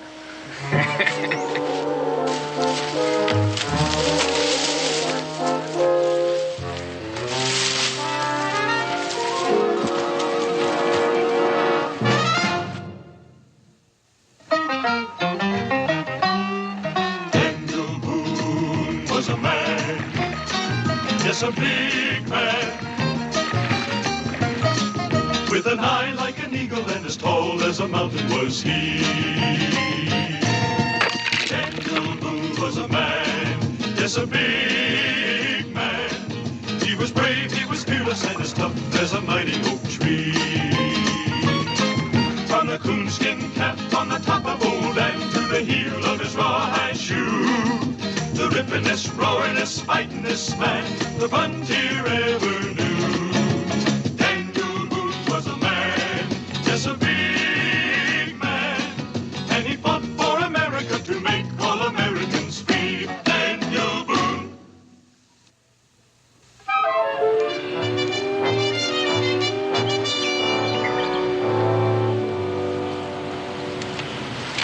There's not even one squirrel skin left in there. There'd be a thin summer ahead if it went for these late season divvy-ups. There's not enough of that to make it a fat one. I hate to think of. What Miss Gracie gonna say? I'd like to get my hands on them just for about 2 minutes. Well, their tracks are still fresh. They hadn't taken the creek water when they left. They came through it and they went through it. They're old hands at this business. Those traps don't have the owner's names on them, do they? Grand nothing. Real professionals. At least they left their traps for us. Yeah, so rusty and ill-used it wouldn't pay to lug them home. I don't know how they use them. Well, they didn't have to. They had ours to work for them. Boy, I dread thinking about going home.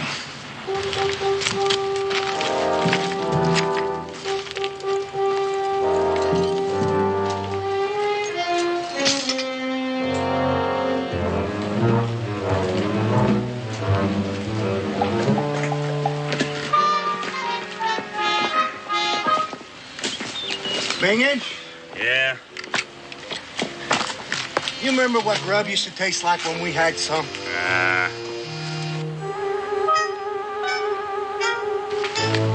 feeding you right now.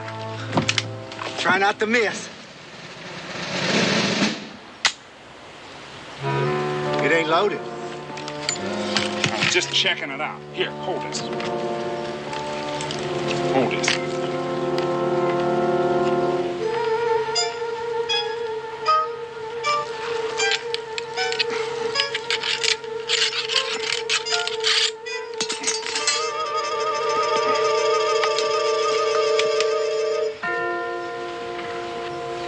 He's gone.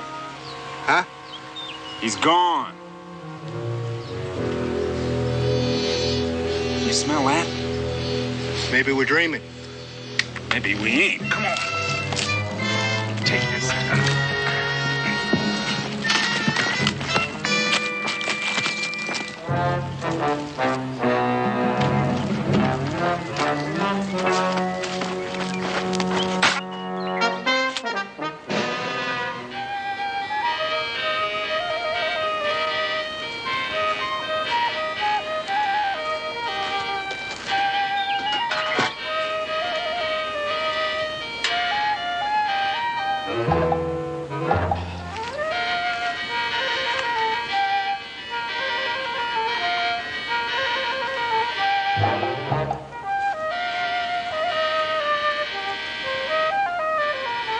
Bingin'.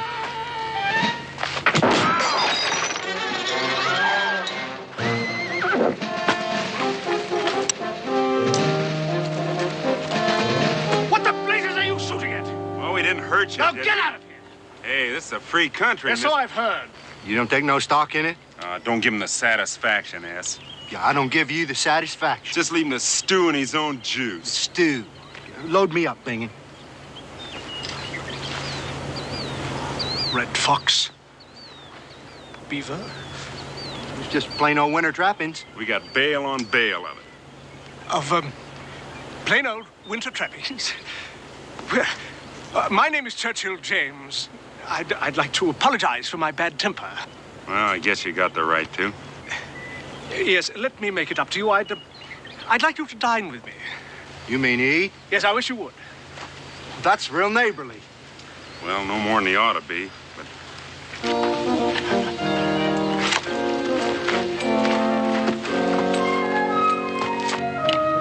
So this saloon keeper is the only fur buyer in your town, and he'll cheat you if he can.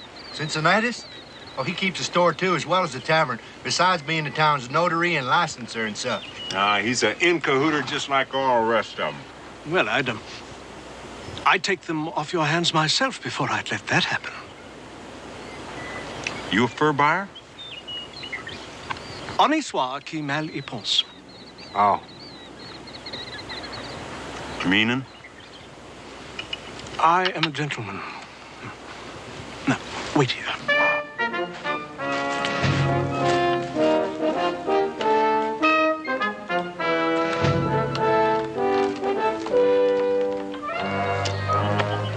You know something, S? I think he's a fur buyer and ashamed to admit it.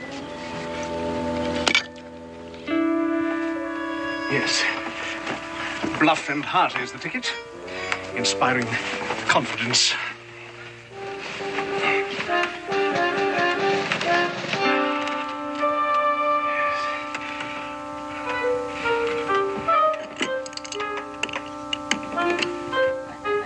I hope he don't diddle us.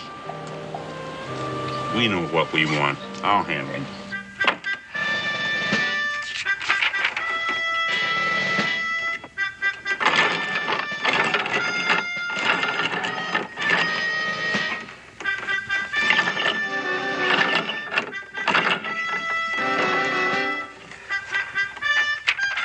Perfection. No, but enough of art for art's own sake.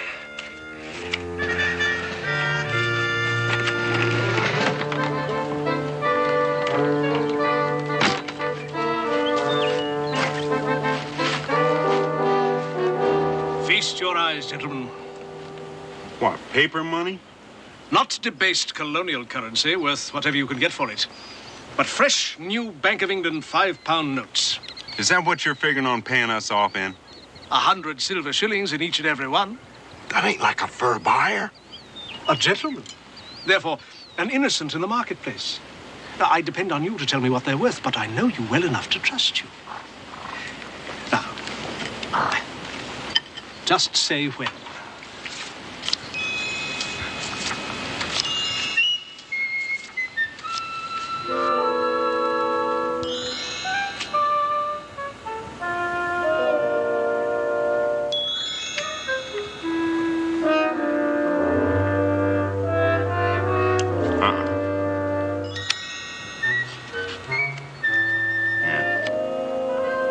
Do you realize how much I'm offering you? They ain't what we got use for.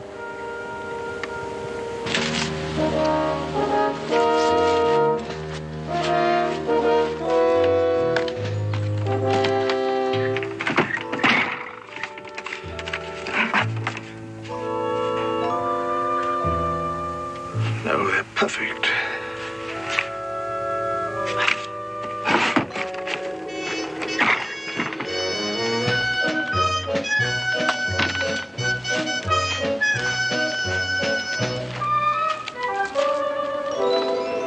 You know what these are? Sure, there's a church over in Winchester got a great big picture window made out of. Oh, that's glass. These are precious jewels. Diamonds, rubies, emeralds. Say, you got quite a hanker for our furs, ain't you? Well, I don't want to see you cheated by a common saloon keeper. Oh, like I mentioned, Cincinnatus keeps a store, too. The fact is, what we got use for is a whole mess of acres. Land. Folks back home look down on us. No. You see, everybody else has got cabins and homesteads, and it makes them high and mighty as so many aldermen. My friends, now I understand. I understand and sympathize. Land you have use for, land you shall have. Yeah, well, if you mean here, it's too far off. They never would even see it. I mean just where you need it. Enough acres so's we got to invite them, but they don't have to come less than it suits them. Enough so that if you invite them, they won't dare not to come. Mom always said you had more than sawdust for brains banging. Yeah, Mama always knew, S. Mama knew. Now, last will and testament, leasehold and fee simple, bill of sale slow, bill of sale gent.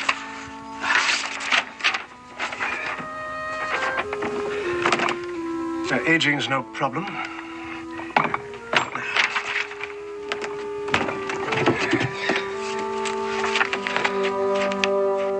Yes, in the spring of 1770, after a winter of incredible hardship, Boone came upon a Kentucky river valley, so beautiful and rich that he must have said in his heart, "Here is a home for my people."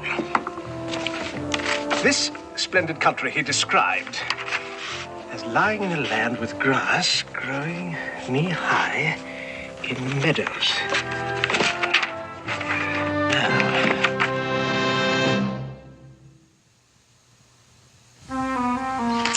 Well, stretch as I will, that's the best I can do. Well, we'll have to call on credit to pull through. I do not approve. I'd rather have cash just the same, Mrs. Grace. If you'd only been more provident. But, love, our catch was well hidden. Oh, Well, you don't really think we'd lay ourselves open to fur thieves now if we had a choice, do you? I know what you men are like out there with the animals. I think the punishment was well deserved. Well, you're the expert, Mrs. Grace, but I doubt if the good Lord is going to hire thieves and cutthroats his just will to perform. I would prefer no blasphemy, please. Howdy.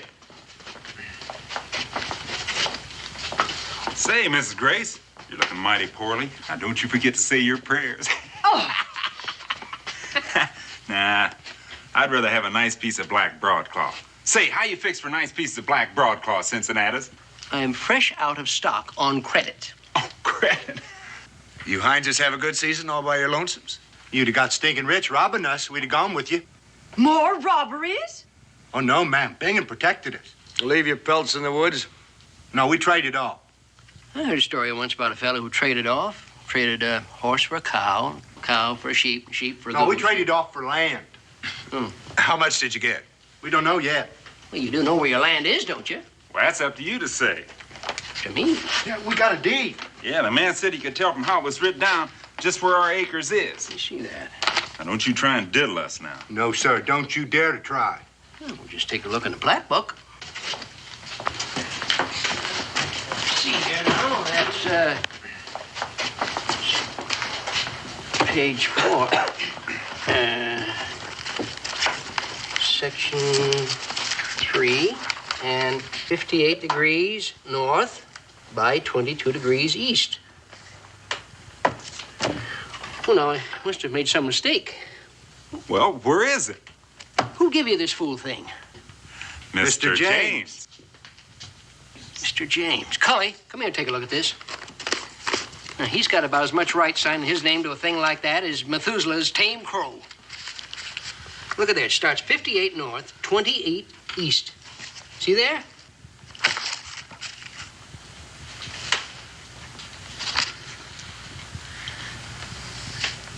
That's impossible.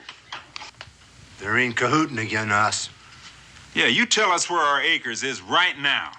Well, according to this deed, you own every inch of Boonesboro. What? Boonesboro. Did you hear that? Why, that would make us their tenants. Yeah, remember he said when we give the word, they wouldn't dare say no? What villain would put his name to this? The same villain, Mrs. Grace, assigned his name to yours and mine. Signed, Richard A. Henderson, first proprietor of Kentucky. That sure looks like the judge's writing.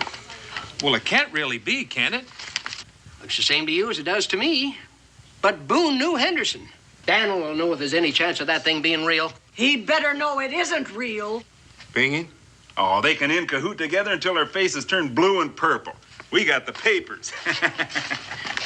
That paper is signed a year before the deed that Daniel Boone gave us when he induced us to settle here. I'm going to be waiting for Mr. Boone when he comes home. You won't be the only one. I got a notion that them two is going to give us trouble. Oh, Daniel's going to be able to clear this thing up. Just like to know how he's going to do it. Well, he might need to see a friendly face.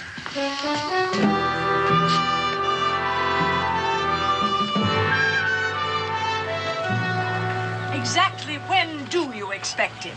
She already told you she doesn't know. You are a little boy. Israel, Yes, ma'am.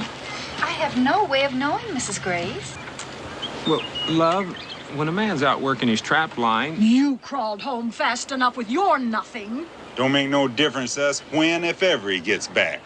You folks' rent's already started anyway. Running on and on like a brook.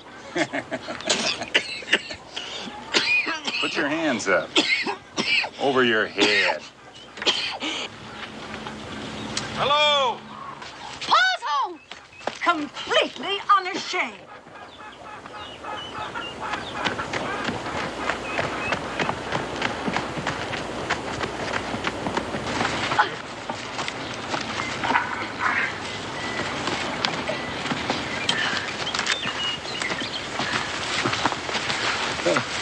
What's going on? Neighbors? I hope we can still call you the same. That is purest nonsense. My wife doesn't mean it like it sounds. Oh, do I not? Well, I don't exactly go along with it, but There's some explaining in order. Well, go ahead and explain it then. That ain't what we mean. Show Dan the paper. Sure, I got it right here.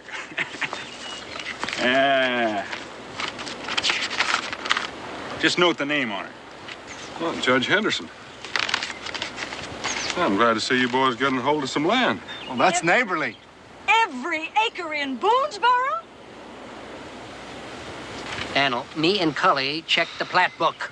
Well, where did this come from? You dragged us into this. Ladies, if the paper's genuine, Dan's in the same boat you are. That has yet to be proven. I believe he watched out for his own interests. Well, I intend to do that, Mrs. Grace. Yes, Bingham, would you mind stepping in the cabin with me? Is that an invite, Bingham? Why, we'd be glad to accept the invite, Mr. Boone.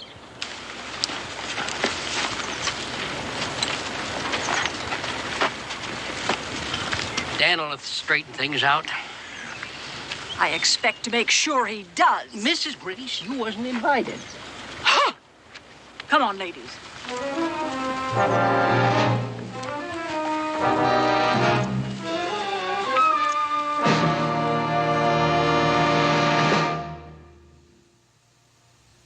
Well, we'd like to oblige you, Mr. Boone, but we ain't about to give up our land.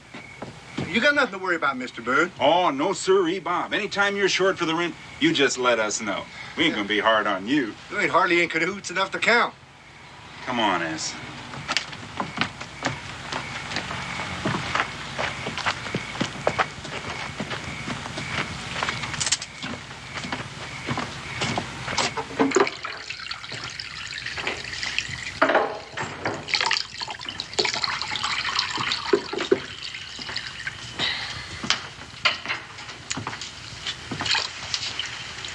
No luck. Convince them that all of a sudden their good fortune is really a forgery? You were convinced the judge's signature was real at first. Well, it would almost have convinced him if he'd been able to see it. Trouble is, he was long dead when it was made. That deed is on fresh paper, freshly aged. How can you tell? Oh, the last faint whiff of vinegar and smoke. The odor doesn't last very long. We can still prove it's a fraud in court, can't we? Yeah, likely about the time for Israel's children to regain title to the land and cabin if the lawyers haven't taken it by that time. That Churchill James is truly a pick-a-rear. What's to be done? I'll get James or whatever his name is back here if we can to get him to clear up the confusion he's caused. Rebecca, may I have the use of your grandmother's jewel? Ma's heirloom? Well, I'll try to get it back, son, along with Mrs. Grace's title to the cabin and land.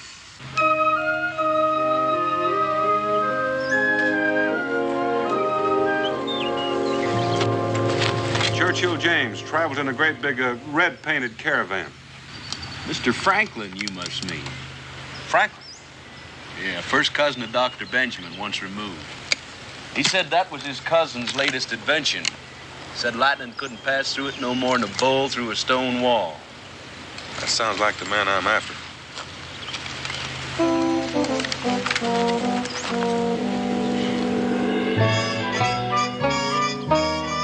Fellow named Abernathy. Abernathy, eh? Found here a couple of days ago. Gone like a whirlwind. Paid me off with these. Wish I'd have thought of that while he was here. But I was too hasty to pocket the money. I had him hornswoggled so good on price, I afraid he'd back down if I gave him a chance. I'll give you a good crown for one of those. I'll sell you the whole lot for two. No, I think one will be enough. Thank you. Thank you.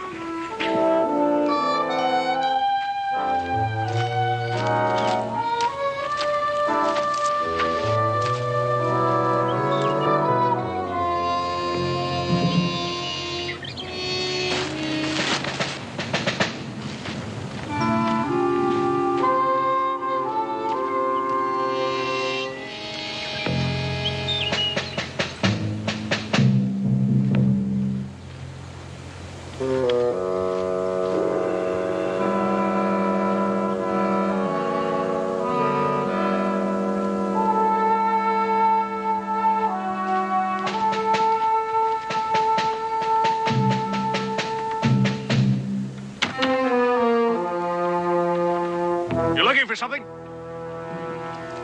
The latch string is usually out in these parts. There's no latch string on my door.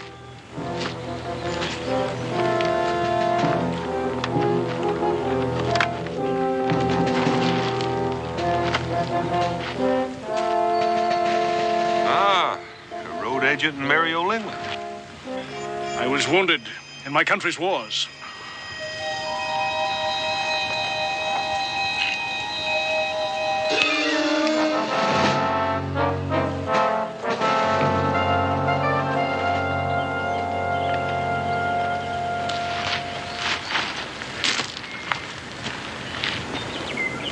I suppose I deserve that. Do you mind if I have a look?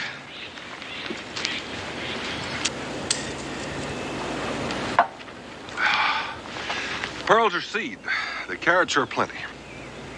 I'll give you £60 for it. Oh, that's a fair enough price, but I like for my money not to smear, although I do admire your workmanship.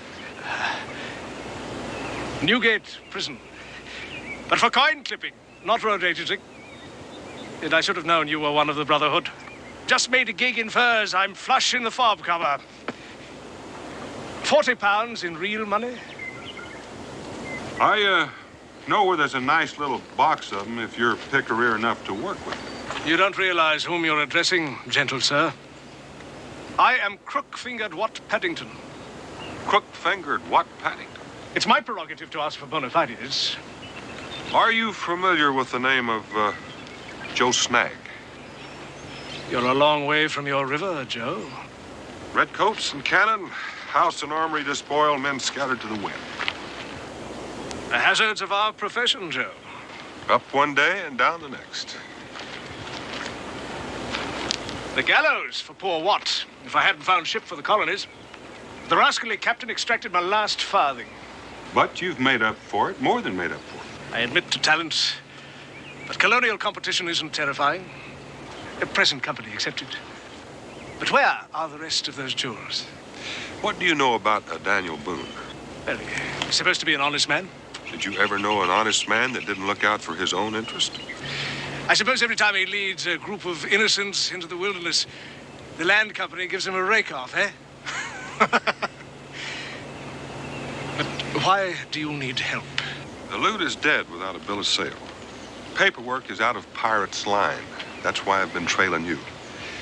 Now, how are you at signatures? Daniel Boone is too well known for hit and miss and trust to luck.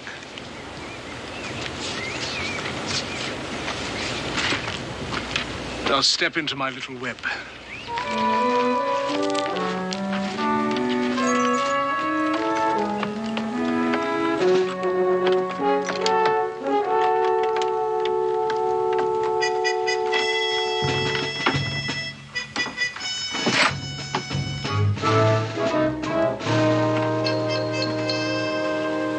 I was impressed into the Navy as a tyke.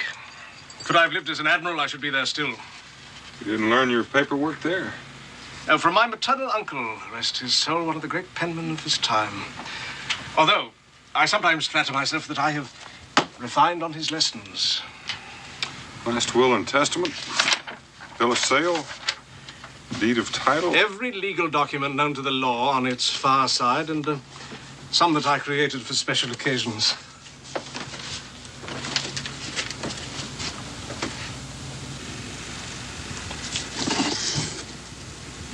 Daniel Boone's conquest of the dark and bloody ground, Kentucky.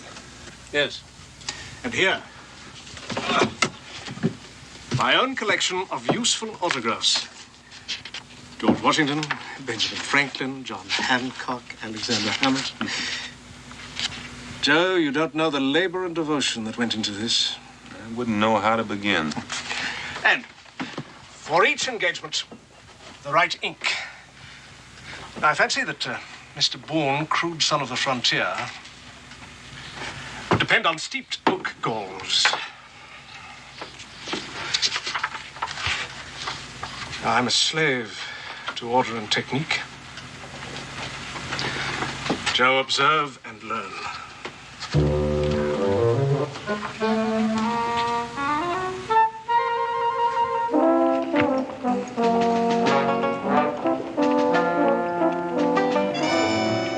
of them diddlers we miss. Oh, Mr. Pitts? Mr. Pitts. We'll be out to see you later on. We'll be out to see you later on about our property.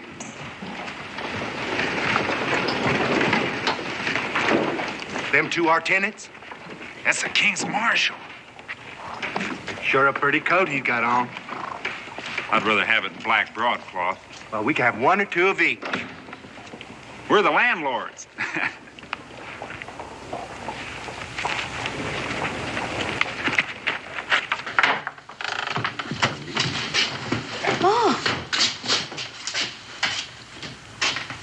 Mrs. Boone, I am surprised to see you here. This is our home, Sir Ives. I well remember how really cleverly you conspired with your husband to trick me into giving the king's reward to the notorious Joe Snag for what should have been his own capture. Dear lady. At last, I have a warrant for Mr. Boone's arrest. He's made good his escape. Oh?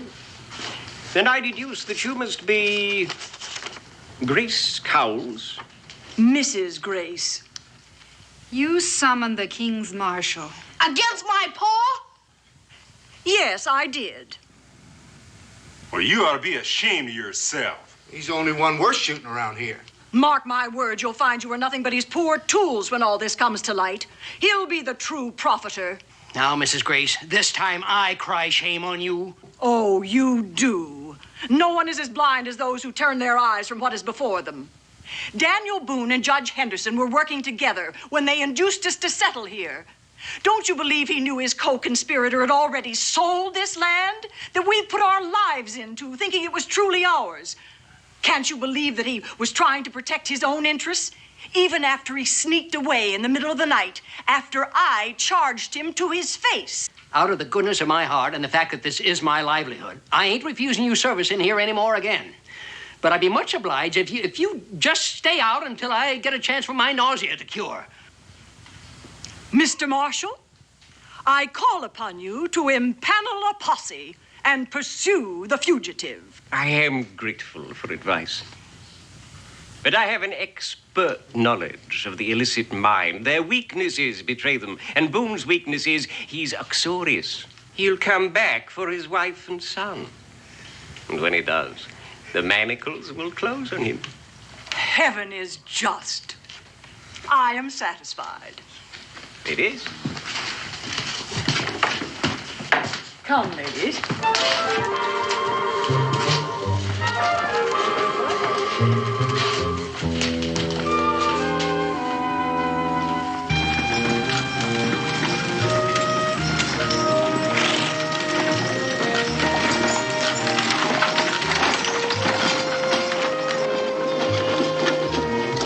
Problems, Joe?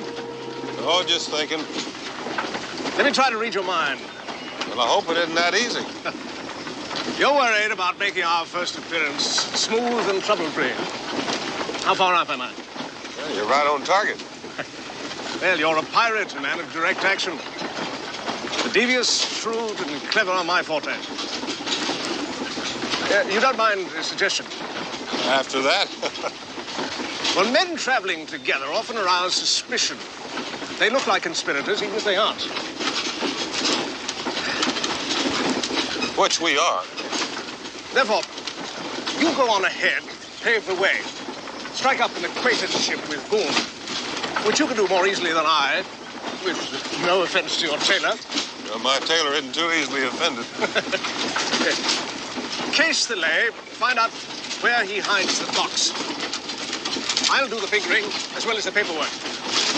Now, while we're in Boonesboro, we pretend not to know each other so that when we leave, they won't know which one of us to take out after.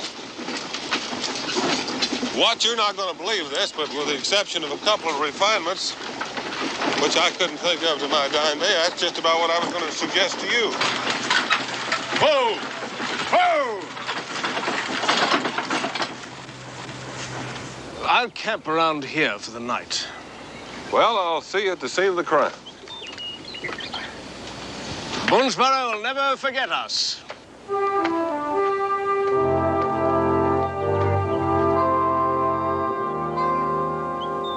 That man will be a master when I've finished teaching him. You sweating how to get here alone to lay your plans? And he plays right into your hands. It's almost too easy for comfort. Well, there's not too much left to go wrong now. I suppose not. But when he gets here,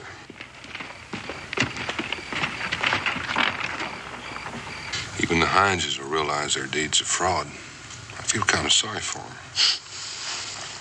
You haven't seen him, landlord. The whole town can't sleep nights for their watching. What is he plotting? I can't hear a word they're whispering. He'll learn to keep secrets from his sovereign.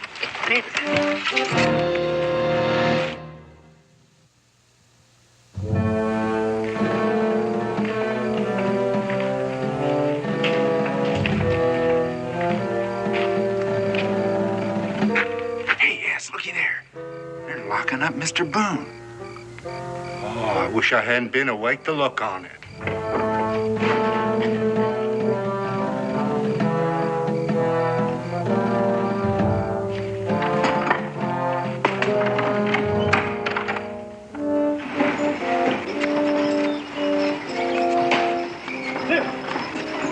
Thinking that's Mr. James. Hi!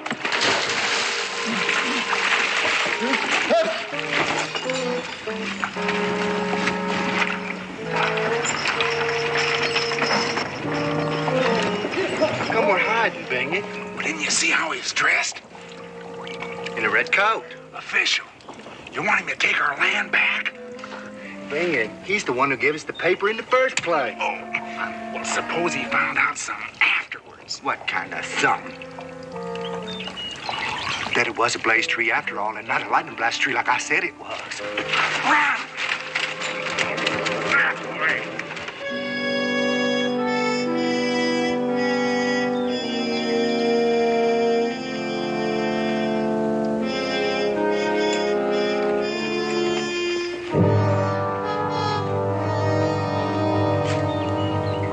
Hello. Hello there. I'm Sir Ives Wallace, the King's Marshal. Major... Alec McTavish of the Tavish. His Majesty's 5th Grenadiers. The Scottish aristocracy are a noble race of warriors. I was wounded at the Battle of Minden, 1759.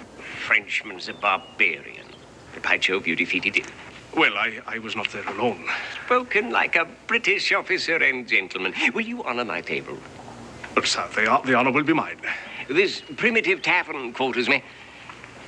In His Majesty's service, we do not expect comfort. True, Major, but my wines are my solace. Equity.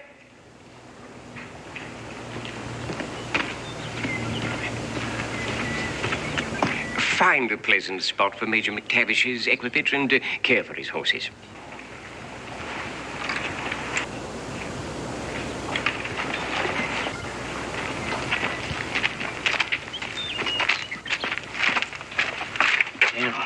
You figured you was losing your partner in crime when he saw you in here. We can thank the King's Marshal for holding him. Nevertheless, everything we've planned's been knocked into a cocktail. Well, us pirates is used to the wind shifting. Now, see if you don't think this will work.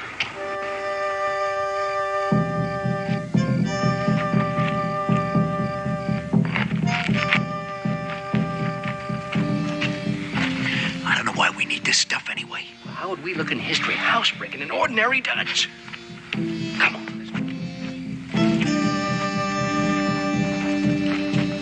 Your door, Chief.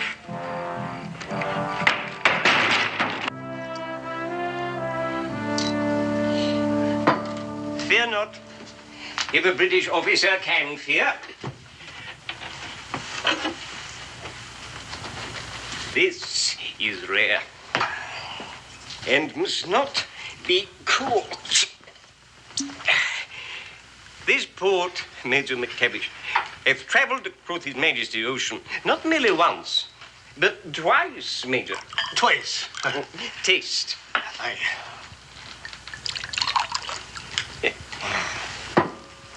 It's grand. His Majesty. Ocean. Aye. His Majesty.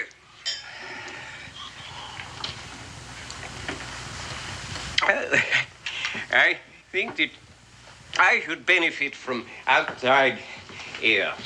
Well, it's time for me to be leaving in any case. It's been an enjoyable evening, Sir Ives. No, Major. I shall see you to your domicile and recover my sobriety as I shall do. Oh, yeah. Well, it's been a grand evening, but we can say good night now, sir. Oh, no. I'll see you to your place. What's your footing here? The wilderness.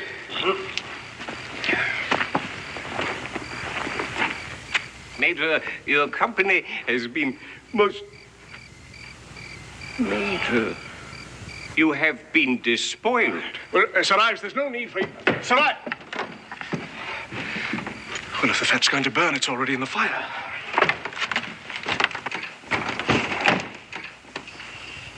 You've been robbed. Everything. Oh, yes, I see, Sir Ives. You take it like a British officer.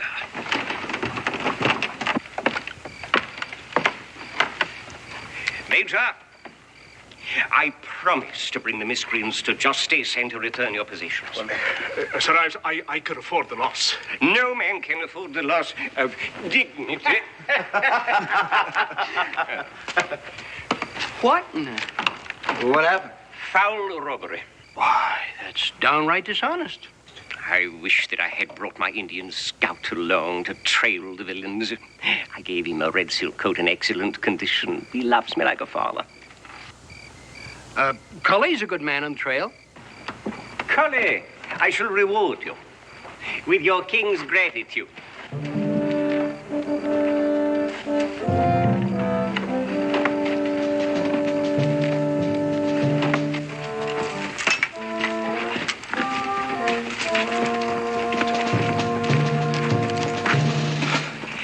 These colonials have noses like wild beasts.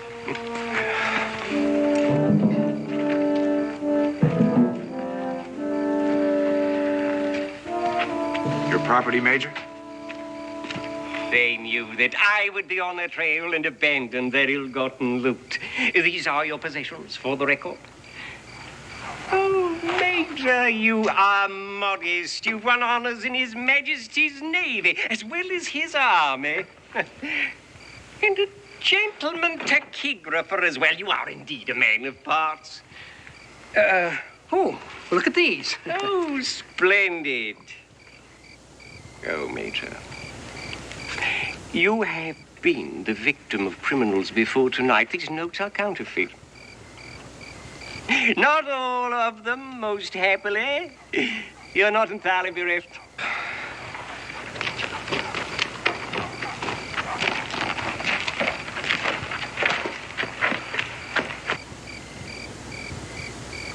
You tell him, Bangy. We come to confess. To the robbery? Robbery? You're daft. That ain't his fault, Bangy. No, it was a blazed tree after all. I said it was, didn't I? Do you know what this is about? Well, not yet, but I am getting a glimmering. Mr. James, it's gonna be bad as bad for you. Oh, you're mistaken. I'm Major McTavish. Oh, no, you ain't. You're Mr. Churchill James. I'm afraid you are mistaken, my man. Churchill James was a favorite alias of Crook-fingered Watt Paddington.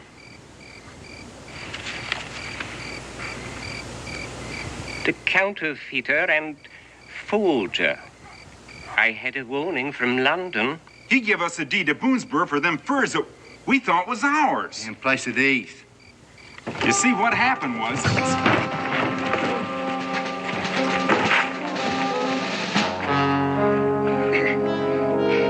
Hope you didn't break anything.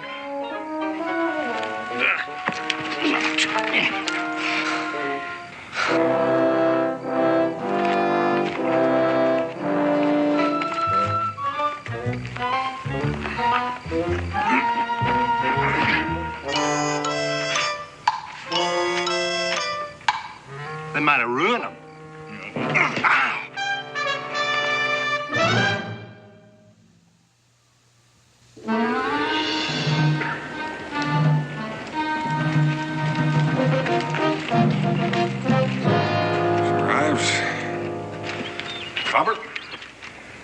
hurts to be done in by an honest man. Console yourself, Crookfinger. Mr. Boone's constant friendship with the criminal convinces me that you are what I'm convinced you are. And soon or late, I shall prove it about him. But at least he won't hang you. Neither one of us. And yet you colonists pretend to favor law and order. Amen. Mrs. Boone, I believe I shall see you and your little family again.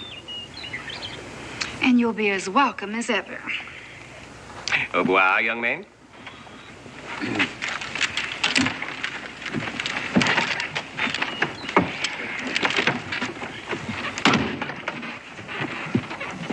Forward.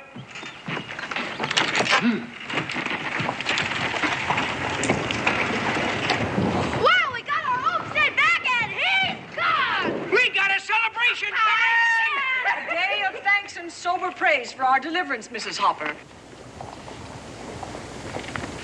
Hey, where are you Heinzes going? Well, it's going to be a celebration. Well, come on to it. You mean we're invited too? Man, we got us invited.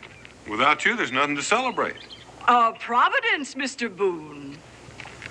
Grace, I asked you and Providence to keep still just for this once. Carl Coles!